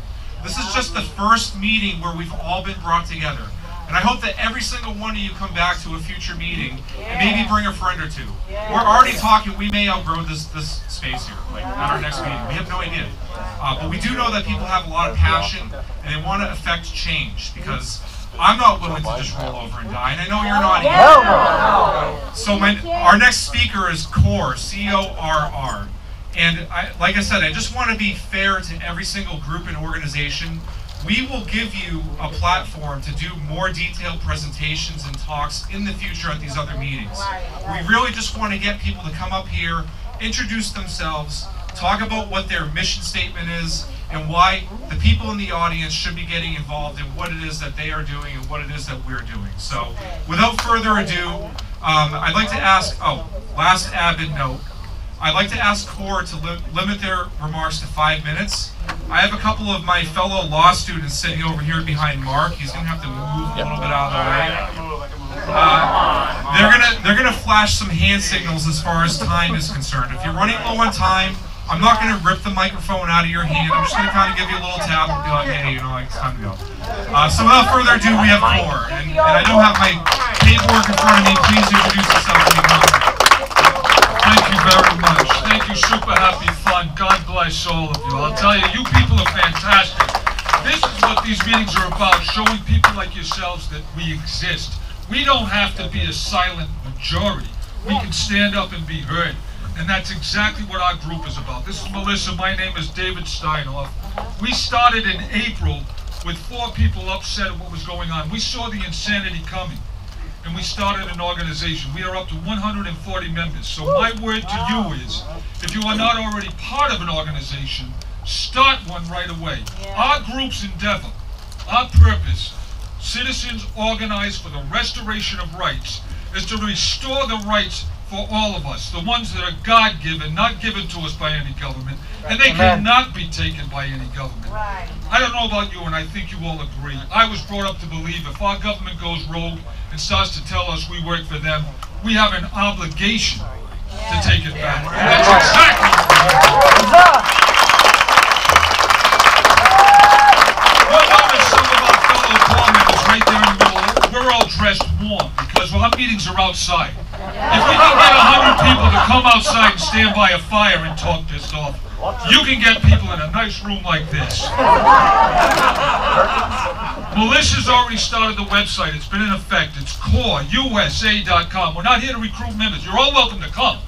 We have a fire and plenty of beer to keep warm. The point of our group is to become the force multiplier, as John pointed out. He dreams of having 1,600 people. I dream of 16,000. Okay? Our point and our purpose is to draw groups like the United Cape Patriots, the AP group, the 3%, the Super Happy Fun. God bless you. You guys are amazing, by the way. I've seen you on Facebook and I've seen events. I haven't been able to attend them, but I am so impressed with what you put together here. You guys are incredible. Mark and Susan, they've been to our gatherings. They've come down. You guys have, right? God, thank you so much. We started with a small collective. We now have preachers giving the invocation. We have a trumpet player blowing the reveille and blowing the national anthem. Okay, we have a city councilor saying the Pledge of Allegiance. Our group has grown. We have a security force now. You can read into that whatever the hell you want. Okay? We're growing and we're not going to slow down. That's why I beg of you, if you have an organization, as John pointed out, we need to put ourselves together, as the General pointed out. Right, General? Huh? We need to draw forces together. Melissa has a pad, a paper. Please give her a moment of your time so she can take your name and contact down. We're not trying to recruit you. We want to be part of that organization that helps draw us all together when we have that event in Boston where we take back Massachusetts and open the state up.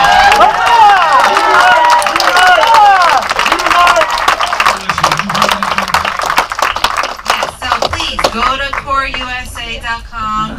Email us if you want to be part of the list. We have a Parler, we have a Zello account. We have a lot of things going on. So again, if you just want to be part, so we're trying to unite. That's what we want to do.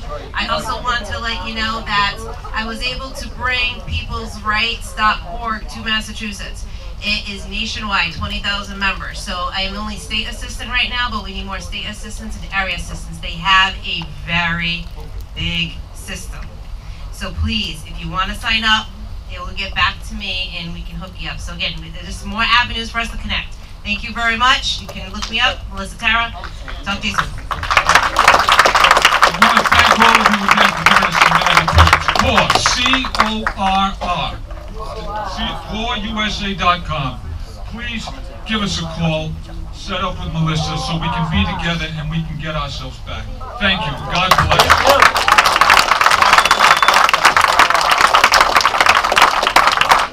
And just as a reminder, if you filled out our piece of paper, our contact form, and you initialed the spot to share your information with other groups, it's just with other groups in here tonight. If you did that, we will get your information over to CORE on your behalf as well. But feel free to sign her piece of paper as well. Can we hit the next slide here? Can I get the representative from the United Cape Patriots up here to introduce their group? Yes, sir. Again, thank you so much. Welcome. We are honored to be with you here tonight. I want to put one thing on your mind before I talk about our organization, okay? Everything in the last 4 years that the Democrats have done has had one objective: to separate Donald Trump from his supporters. Do you know of anyone that's jumped ship? I don't. Major disaster in the Democrat Party. That's why you see all the dirty tricks. It just hasn't happened. So a little bit about United Cape Patriots.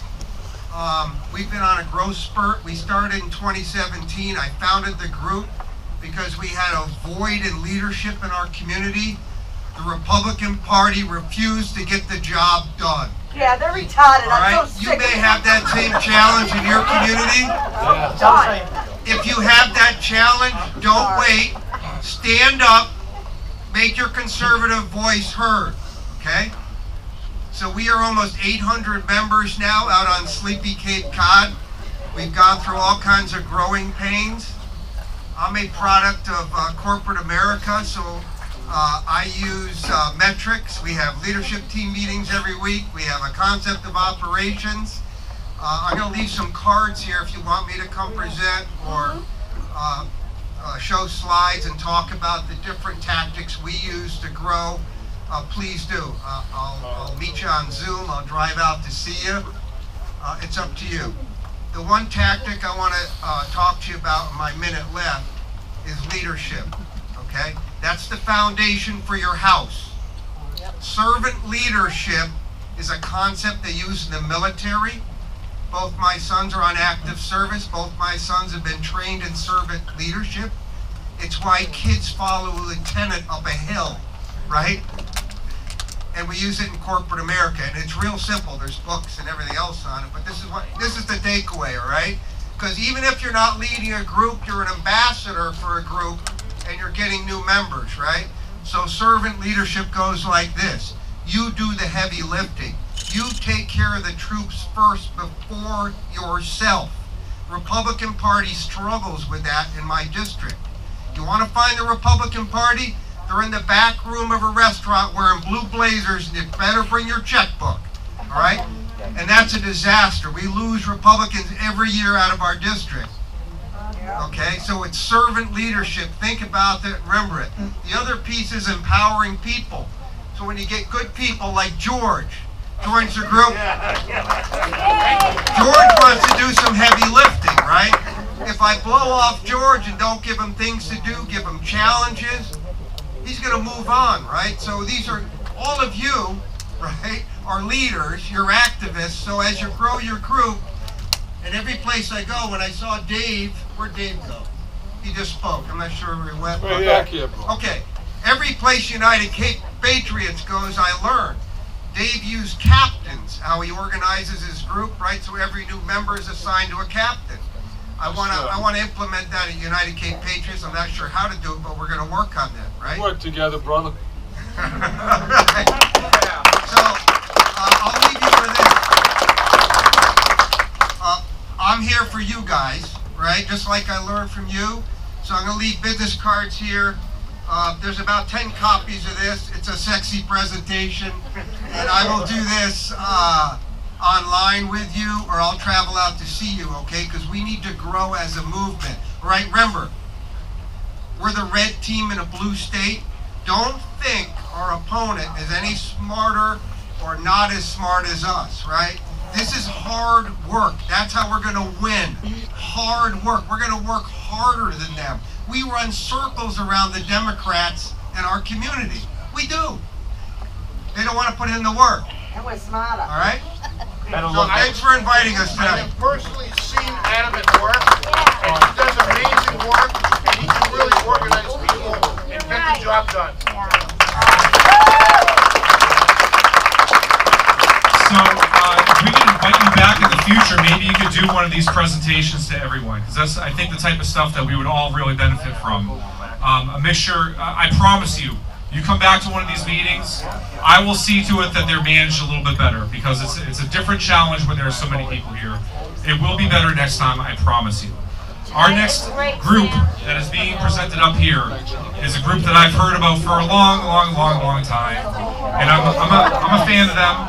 I don't get to interact with them very much, but could the representative from the 3%ers come on up and give us a quick primer as to what you and your group does, and maybe what we can do for you in exchange for that. Thank you.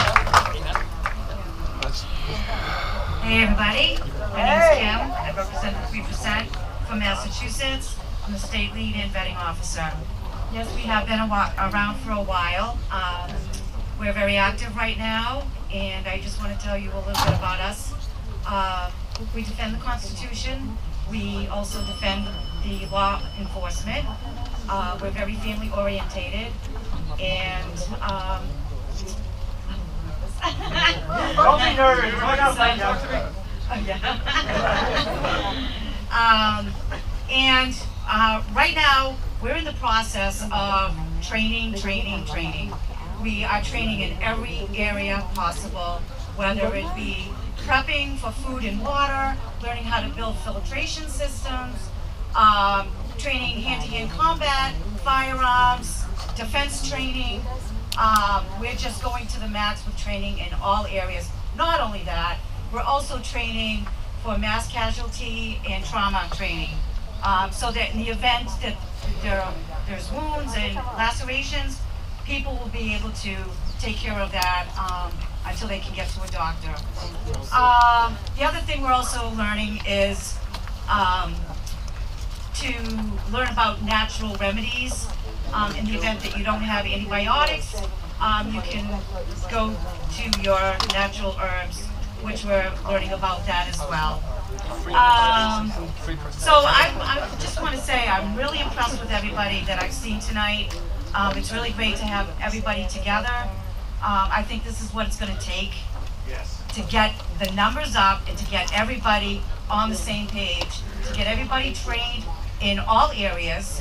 And it's so amazing to see so many gifted people that are like storming the gates where they need to storm to get the job done, to take our rights back.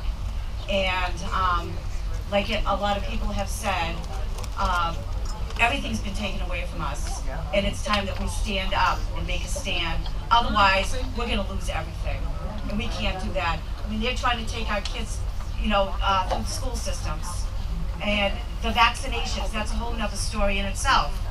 And all the things that they're trying to force on us, and we don't want it, and we shouldn't have to take it.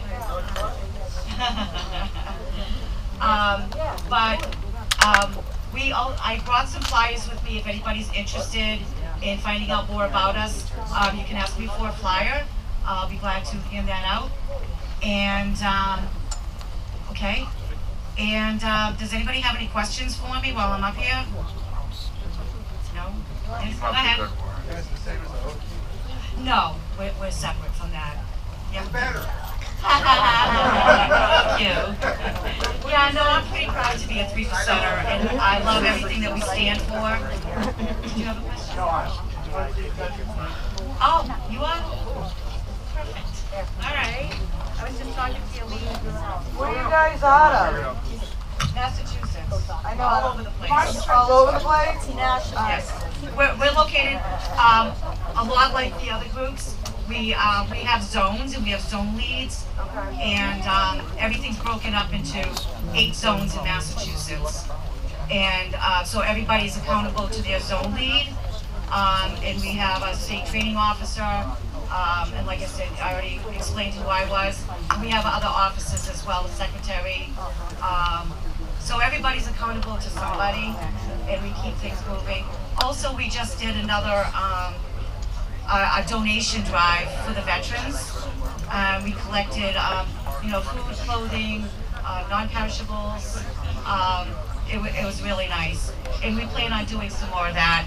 We're also training for disaster relief training, and we're getting big into that as well.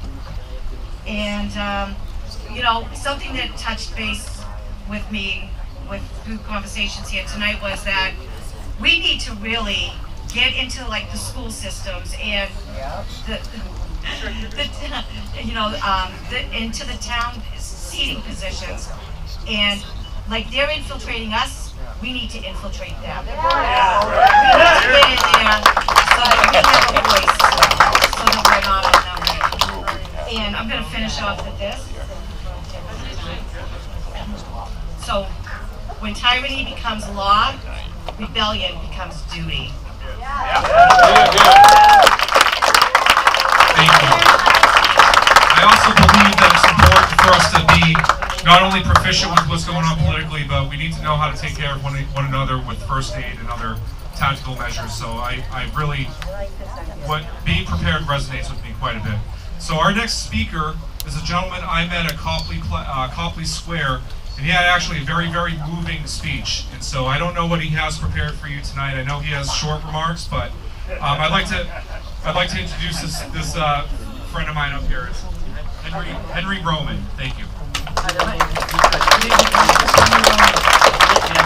I have a little show every Sunday. I have to do the pitch, of course. Every Sunday from 1 p.m. to 3 p.m. on WARA Radio 1320.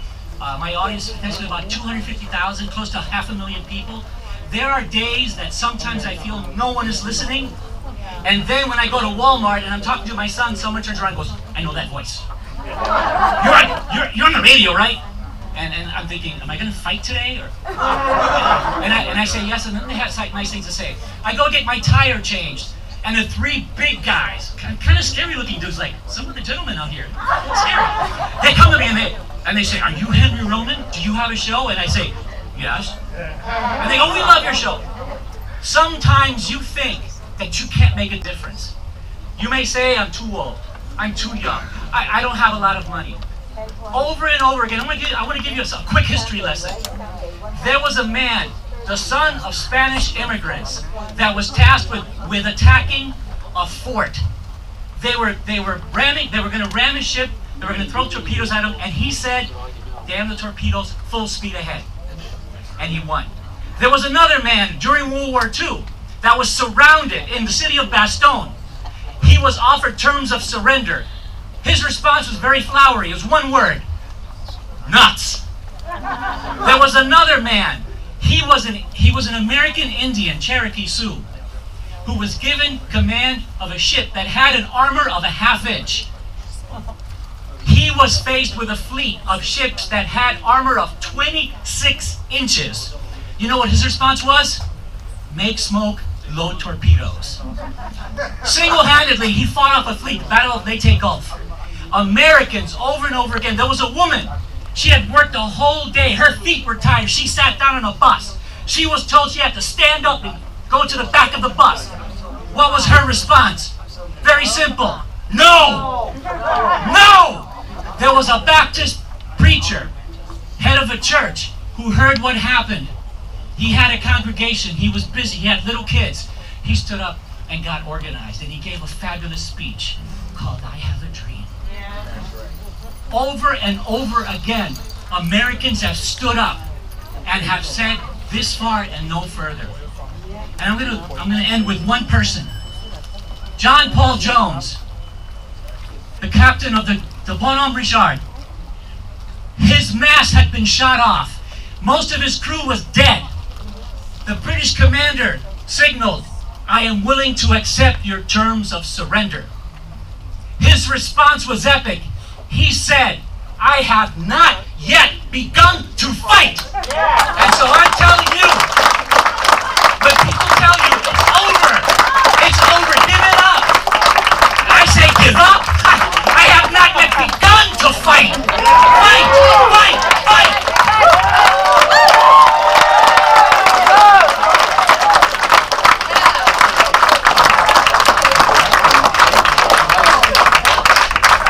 Good luck to whoever follows up on that one. If there's anybody who can, it's our friend Rayla Campbell here.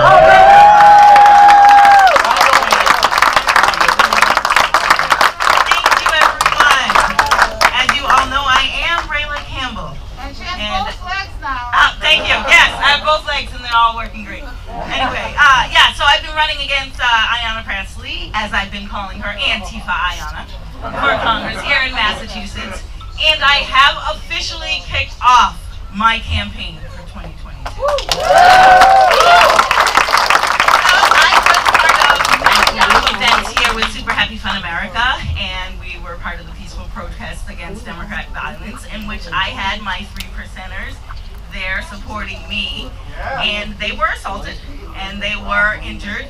It was pretty intense. I mean, they're eating blood, drinking blood, eating hearts, screaming, Rayla, go to hell, and it's just like, wow, say my name a little louder so all these people know who to vote for.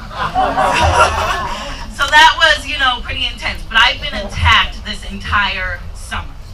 So what has happened to me? I have been trolled ridiculously. I have had threats of gang rape, of murder. I've had my civil rights violated. I've had my constitutional rights violated, all because I stand up for American values and the American way. Every single one of you in this room are 3%ers. And you guys should understand. Look at what we've done. Look at us. Baker up there telling us that we can't congregate? Well, look at us. We are here. We are the ones that will stand up and fight for this country. And every single one of you should know that. The reason that you are here is because you will stand up and fight for what is right. For our liberties, for our opportunity, and for our freedom. Yes. Going down to DC with my family was pretty interesting. Being teaching at home now, I'm homeschooling my kids. They are not in the Massachusetts public school system because I know exactly how corrupt that system is and what they are doing to our children. So my children are homeschooled, and we figured, absolutely, we are going to a peaceful protest. Actually, not even a protest. It was a rally. So let's get it right. It's a peaceful rally. A million MAGA march with a million hard-working 3%ers, American-loving patriots. I brought my children down there. Thought it was going to be amazing. We were going to have time to go and see everything, and it was. It was beautiful. It was so great. We had people helping us. Yes. I had my stroller, my son, and my 2 daughters, and people were helping us get up the stairs. People were listening to us talk. I had my bullhorn, of course, because I am running for Congress. I had my sign there. It was amazing. We met so many incredible people. And then at 2:30 in the afternoon, everybody, let's remember what time it is, because the fake news media wants to say that I had my kids out there late at night and I was bringing them to a protest knowing that there was going to be all sorts of Antifa and BLM. That is not true. We left early with the other people with their children and the people in wheelchairs at 2:30 in the afternoon. They funneled us back down the same way, BLM Boulevard. Yep. I'm pretty sure I'm black. They start yelling all sorts of obscenities at my children, at me, at my husband. My husband is Irish Catholic. He did! He's very proud of that, too. He is a 3rd generation, straight off the boat. His grandfather and his father all served this country and know what it was like when it was Irish need not apply. So they fought hard. and he was gonna make sure that he was gonna protect his family no matter what. And that's exactly what he did. That woman tried to grab my stroller with my child in it, and then tried to push me with my other child in front of me. And my children see this mob of Biden supporters, of adults wearing masks, wearing BLM shirts, screaming racial obscenities, screaming all sorts of vulgarities towards their mother, towards them, and running at them. My daughter was so horrified. And thank God my husband was there, and thank God that we are strong and we have God in our lives. Because he gave me the strength to keep my hand off that gun that I had right there in my leg. He sure did. I was ready. I was so ready. And my daughters, you know, it was a little difficult the first week after we got home. My oldest is only 10 years old. I'm a 10-year-old, an 8-year-old, and a 3-year-old. My 10-year-old was walking around with a shoe in her coat. And I was like, what are you going to do with the shoe? I'm going to get them. They come at me, I'm going to get them. I was like, oh my God. Yes, exactly. Everybody thought that was great. And my other one, she was practicing her boxing moves. But that's not what they should have been thinking.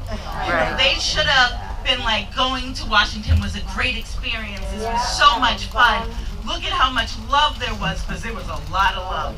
But they saw the devil live in person, and they now, anytime they see a Biden flag, anytime they see a Biden supporter, they don't like them. And that is a terrible way that my children should feel about other people. They don't know them at all, but because they attacked children and they were screaming at them, they now look at them as the evil devils of the world, and they are God's angels, and they want to get rid of them. So what we're doing right now, I have a radio show out in Nashua. So I'm up in New Hampshire, and I have every Thursday. It's great. I'm on WSMN, and I am on from 9 to 10 a.m. And starting January, I'm probably going to get a 2-hour slot. So I'm trying to get a lot. What we need to do is we need to get on these platforms. We need to get on the radio. We need to get on the TV. We need to start absorbing everything that they have, take it over, and get our voices out. Making sure that people hear us, that they can believe in us, that they know that they have a choice and they have a voice. Somebody that is out there fighting for them. Everybody knows what I've always said. I do not see skin color. All I see is red, white, and blue. We gotta make sure that we stand strong, united, and we've heard that a lot tonight. United. United we stand, divided we fall. In God we trust. Make sure that you hold that to your heart, and make sure that you hold your Republican candidates that are out there responsible, and make sure that they know that you have their back, but they've got to show, and they've got to lead by example. And leading by example means standing up, going to these rallies, making sure your voice is heard, and not backing down. Do not live in fear. Fear is in the eye of the beholder. I am not afraid. The only thing I fear is God. And God right now is giving me the strength to fight every single day for every single one of you.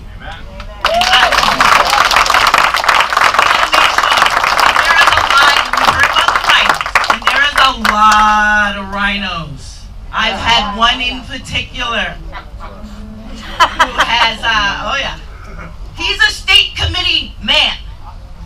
His job is to help Republicans get elected, not to sabotage them, not to go to the news and try to hurt them. He does do, he loves that.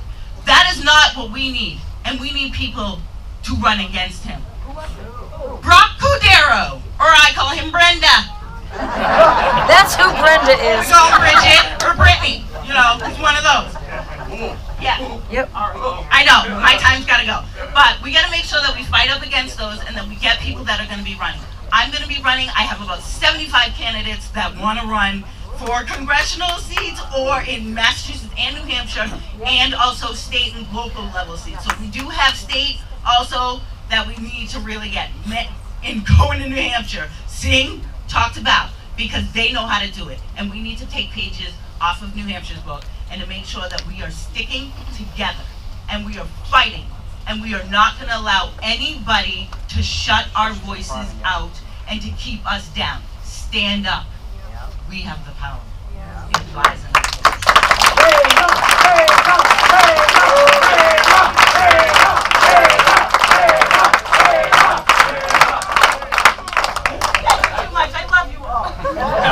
If you hang around with us long enough, you're going to get to know a lot of these people very well. We all love each other. It's just a love fest. So, who's our next speaker up here? I promise you, we're down to the last few. We're going to be out of here soon enough. We're going to be out fighting the fight in the community. Just bear with me here as we get through this. And again, I hope you come join us in the future. The next group that we have is Mass Women for Trump. If you could make your way up here and give us a brief introduction of who you are, what your group does, and what we can do for you, that would be awesome. Thank you. Huzzah! You know, tough acts to follow. Not that exciting. Our group is. Last summer, I saw on the news a group of Women for Trump from Pennsylvania and New Jersey, and they had Laura Trump with them. And I thought, wow, why can't we do something like that in Massachusetts? We can get Trump's attention. We'll maybe Laura or someone will come speak with us, and we'll get together and we'll do all this stuff. Well, we started the group, myself and Betty Ubaccio back there. Betty, raise your hand. And what our plan was to organize women and to give them regions so that they could do standouts for Trump and whatever they could. Our premise was to get Trump reelected. That's what we were going to do. And you did! Yeah, we worked hard. But with the COVID coming and stuff, it kind of put a damper on our plans, and we couldn't get the, I don't know what they are, algorithms or whatever, to get the people allocated into regions. It was very hard. We tried all sorts of different things. But I would go to rallies. I know Betty standouts. We, encourage people to go. We advertised the standouts. We had calling for Trump. There were Zoom meetings and things like that for anything we could do for Trump. We did. Our group grew to over 12,000 women, and mostly Massachusetts. And, we spread out a little bit to New England because a lot of New Hampshire. We did volunteer works at the rallies in New Hampshire and things like that. So I just would encourage anybody if they wanted to join. We're still on Facebook and we're also on MeWe, but that's not as user-friendly as Facebook, of course. Daily we get, our posts get denied or told they're half false and all that, the censorship. But women can post freely, and like I said, we share information, and I'm just so excited to be here. You don't know how, because I don't have the organizational skills, Betty probably does, of Adam. I mean, yeah, okay. I just love the energy and the organization and stuff that I don't have. I mean, my background is I have 8 children. I raised 8 children. That's, yeah.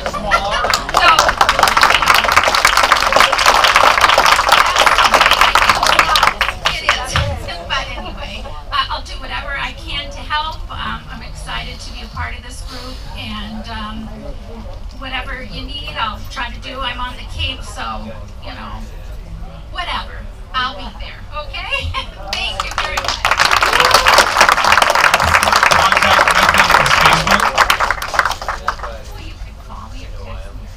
So if people want to get involved with How would they go about doing that? I'm sorry. It takes me a while. We're on Facebook as Massachusetts Women for Trump. So if you put that in, you'll get us. Now we are just all women. We didn't accept men because, well, you know what, that might change, but We wanted to get those suburban women. Yeah, suburban women do really like Trump. I mean, 12,000 of them have said so. But, you know, I just didn't want people looking for dates. It's like you knew what I was thinking.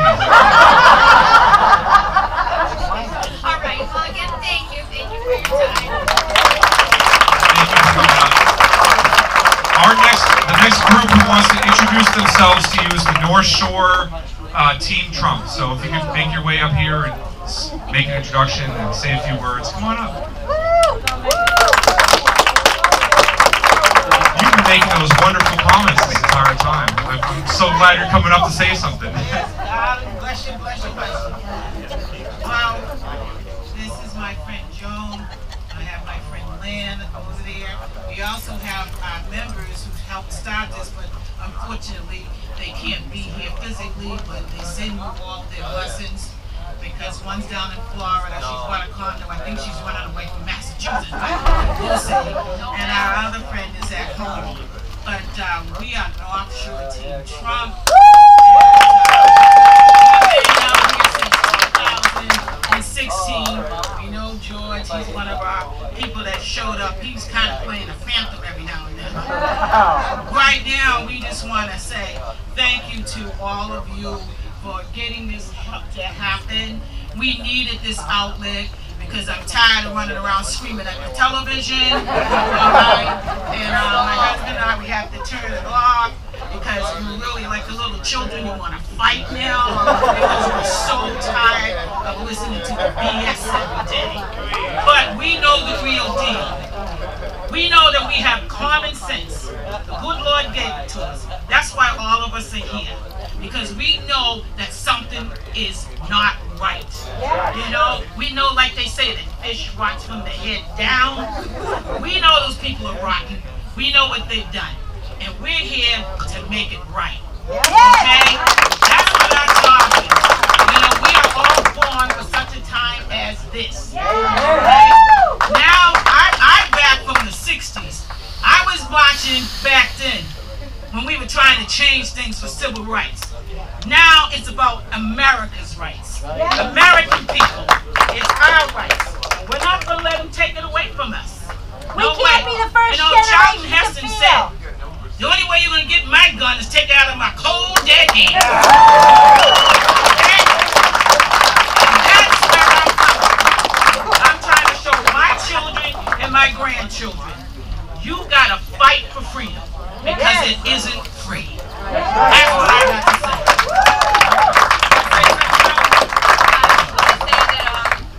We have the North Shore Team Trump page. We do take announcements from other groups that for the standouts. We're having a meeting this week, this Wednesday, to plan going forward. And we thank you all for being here tonight. And if you hadn't done all the work, we wouldn't be here tonight because President Trump won. We all know he won. And we're going to fight for the victory. We're not giving up. And strength in numbers. And thank you.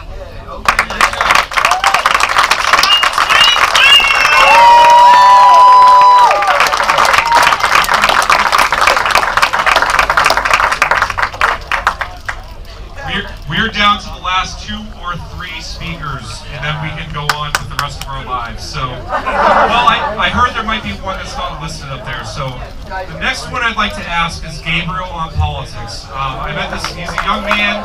I met him at one of the Governor Baker events, and I look forward to what he has to say. Before you get started, do you mind sharing how old you are with the crowd here? Because I think that's impressive. Hi, Gabriel.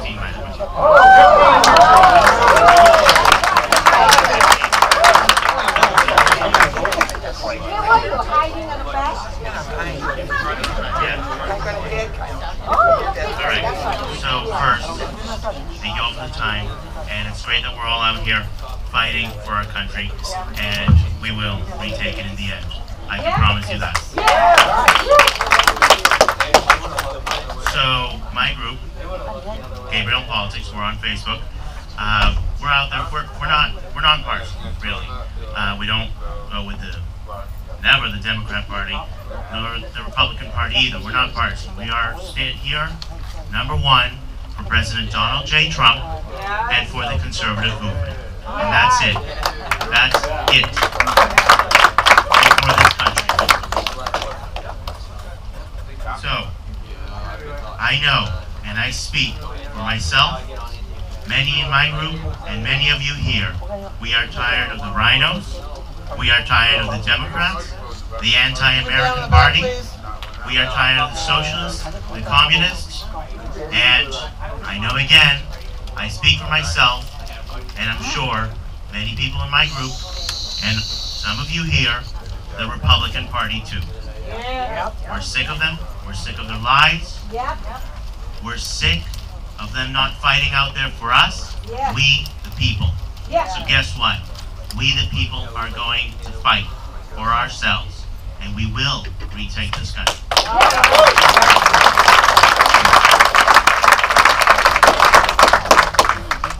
We have all these corrupt politicians in high places of power, like Governor Charlie Baker of Massachusetts and Governor Chris Sununu of New Hampshire.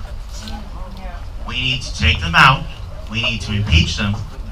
We need to make sure they will fight for us, and if they don't, we replace them. We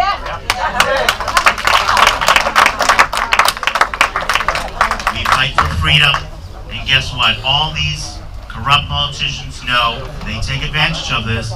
The Republic has fallen, but let me tell you something. The Republic will rise again and will rise stronger than ever.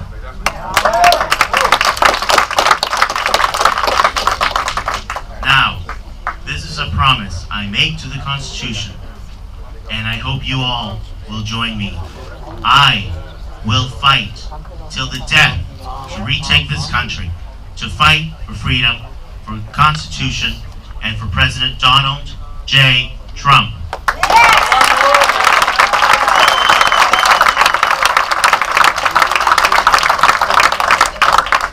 Now, tomorrow, this is something I say to everyone. It's great that you're out there. It's great that you're voicing your opinions on social media, everywhere. That's fine, but we need to take action. We need to. You try calling the office of the governor at the State House, no answer. You try emailing, no answer. They ignore you. They think we work for them. Guess what? We don't. They work for us.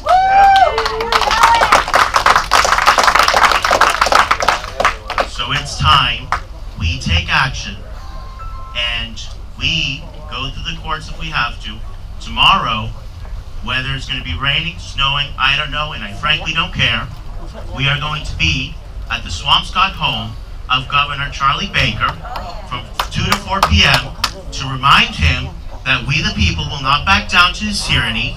We want our state reopened now.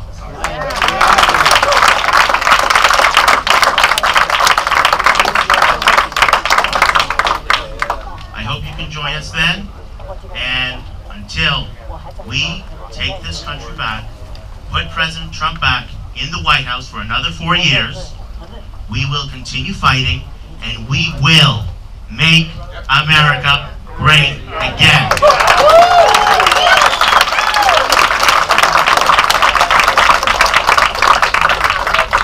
We're all willing to fight and die for this Constitution, this great country, but I'd rather make the poor enemy that tries to take us out die first. All right, our next, we have, I've never actually met this gentleman before, but I know that he's been around for a while. The Trump Store? Where's the Trump Store guy? Get on up here, Mr. Trump Store guy.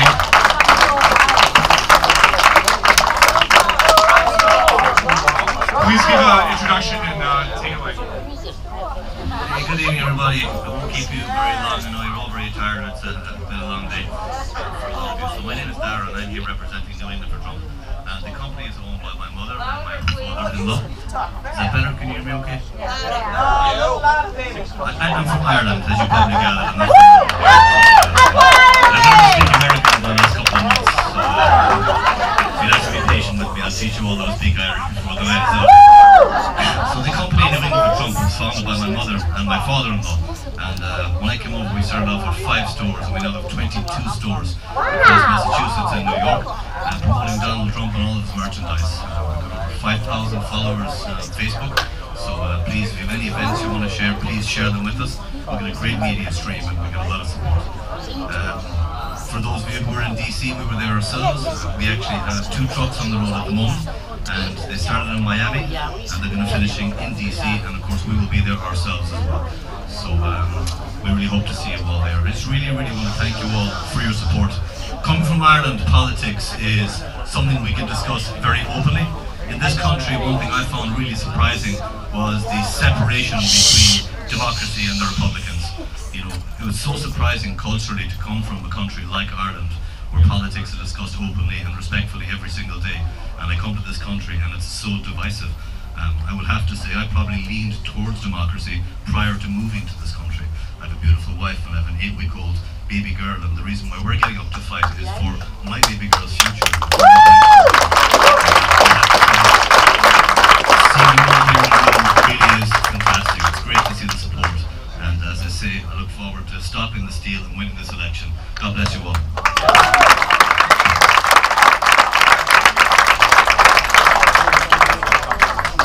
I bought things at your store. I bought the shirt that says Trump 2020, make the Bush cry again. So it's my understanding we are down to the last group that's going to be introducing themselves. I didn't know this at the time. There are 2 different 3%er groups here represented tonight. So the other 3% group, if you can make your way up here and do your introductions. And as he does that, I just want to say this is probably going to be the last chance I get in front of the microphone, because John's going to make the last introductions and Mark is going to close this out. But my name is Samson Rachapi. I'm the chairman of Super Happy Fun America. I also do a lot of the, I'm the treasurer for this organization. We have been demonetized. I have been personally removed from PayPal forever. We can't get credit cards. We can't take credit cards. Every single time we set up some sort of payment processor or make a link to our bank, we get harassed, our financial processing gets shut down, and then we get personally unfinancial, whatever. I'm not allowed to take PayPal payments anymore. As much as I hate doing this, we need to ask for money, because everything we do costs money. I know Mark has spent thousands of dollars of his own personal income, John and myself as well. I'm not asking you to dig out your pocketbook or send a hat around, but if you have the means to be able to contribute a little bit to our organization, it goes really far with us. Send a hat around. Send a hat around, whatever. Somebody has a hat, send it around. John has a hat. So if you want to send us a check, because unfortunately that's really the only thing we can do, John, we have a P.O. box that's listed on these flyers. We are more than happy to give it to you. Otherwise, we also take cash. It's all accounted for. We don't have any luxury vehicles, I promise you. It'll go right towards liberty and helping finance our events in the future. So, with that being said, I thank you all for coming out. Where's my next speaker? Where's my next 3% massive 3 p.m.? Are they not here? You're welcome. Thank you. All right, so I guess that's it, right, Mark? Yes, I'll do that announcement too. So I'm gonna have. So all right, again, I'm done for the night. This is Brandon Navon. He's one of our organizers with Super Happy Fun America. He wants to tell you about an upcoming event that we have. What's that? Next week?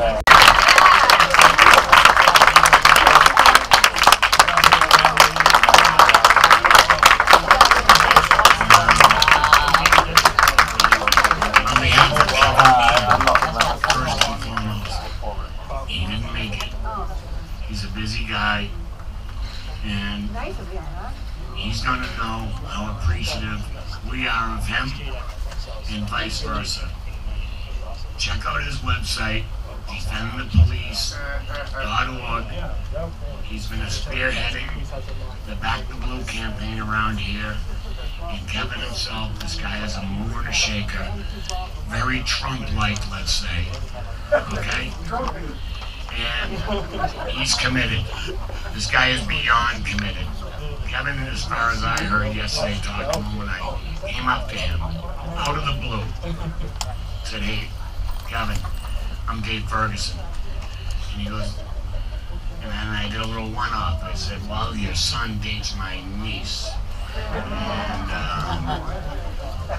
I got an idea that you're behind some of this other stuff going on, and I got a problem. Because Sue and everybody with the Super Happy Fun group was trying to have a meeting tonight in Lexington. And then it changed and morphed, and oh my God, we can't, there's too many people gonna show up. Yeah. You know? And then all of a sudden I'm watching the little chat line scrambling like, holy shit, what are we gonna do? Oh, we can rent the VFW hall. Ixnay on that. Social distancing bullshit. You know what I mean? And I reached out and I'm like, I'm involved, and I'm like, well, I know a lot of people and I know how to make things kind of happen, sort of. And I happened to just had a phone call with one of my clients.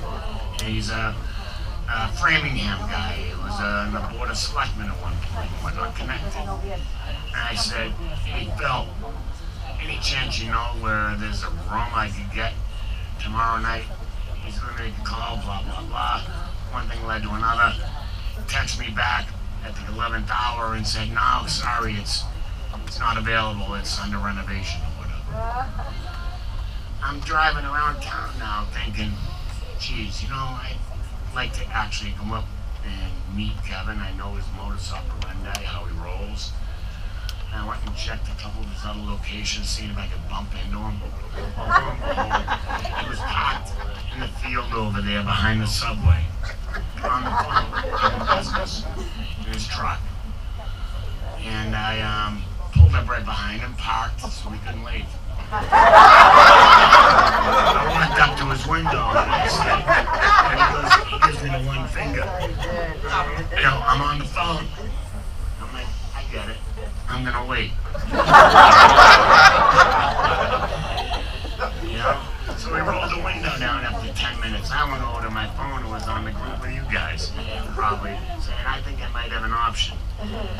So then he rolls his window down. I said, Kevin, I went through the introductions, you know. It's a little one-off relationship. I've been in this town here since '97. I built the house that I did, you know. And watch Kevin do his thing. The guy is like, you know, playing Monopoly around here, to tell you the truth. I mean, he owns the damn town. He's like Ernie Bach. Little town of Mendon, come on down. And,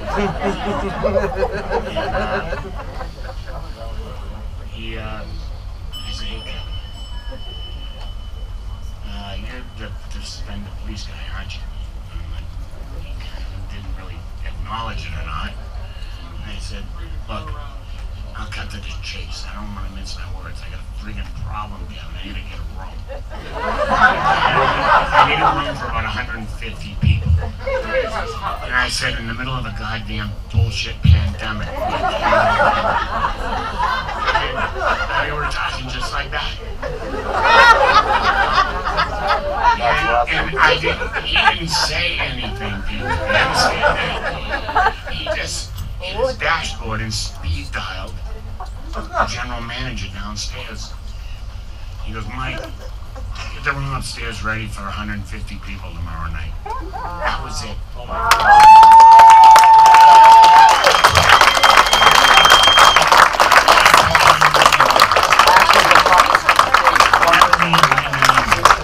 It's dropping, I think, $180,000 right now, buying an email marketing list of 32 million names and mailing to the swing state voters. He's a committed man. What you can do is use the old bullshit propaganda. We're all in this together. All of us, right here, right now. And you say to yourself, what can I do? I'm scared. I don't know what I can do. Look, one guy just did on a whim, on a strong-ass desire to not let this fucking country go down the friggin' toilet for my grandkids. I want them to have what I had, what you have.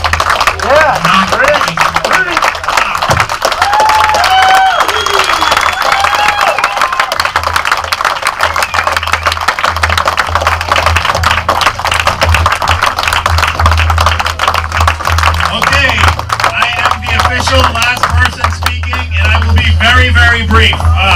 We have 2 admin announcements. I hope you can hear me over this wonderful music. The first thing, United Cape Patriots wants to tell us that this Sunday they are having a Stop the Steal rally at the Bourne Bridge Rotary, 12:30 to 3:30 p.m. So if you can go back one slide. Promise, this is it. Keep going. Keep going, sorry. Keep going. Alright, forget it. I'll go forward. I don't know if you know anything about Mass Citizens for Life and the Mass Family Coalition. The Fox 25 earlier this year put out a list of hate groups in the Boston area. I had the privilege of founding 2 of those hate groups, Resist Marxism and Super Happy Fun America. Another hate group was the Mass Family Coalition. They are a pro-life group. If you were at the pro-life rally 2 years ago, Antifa showed up and attacked them. So what they're going to do is they have a rally tomorrow at the Boston Common. There is a bill right now on the governor's desk that we need him to veto. They want to legalize abortion for 15-year-olds without their parents' consent. They want to make abortion illegal up to the date of birth. And furthermore, they want to take your tax money, they want to steal it from you and give it to Planned Parenthood. So I hope you will check out the Mass Family Coalition and go to their event tomorrow so that they don't get attacked by the far left again, and that there are people there to stand up, because we are taking back the public square. And speaking of that, we had this huge group come today. If there is a patriotic group that isn't here, what's that place? Tomorrow, 2 o'clock. Do you know about it? Yes, right in front of the State House, 2 o'clock. Thank you very much. Text 797979, save lives, and then we'll text you back. Now, almost every patriotic group in this state, I think, was here today. If there's a group that wasn't here, we need to get them next time. I hope you gave us your names, emails, and phone numbers, and we are going to email you and contact you for the next meeting, which will, instead of being 150 people, it'll be 1,000 people next time. So go out there and recruit some people. Thank you very much.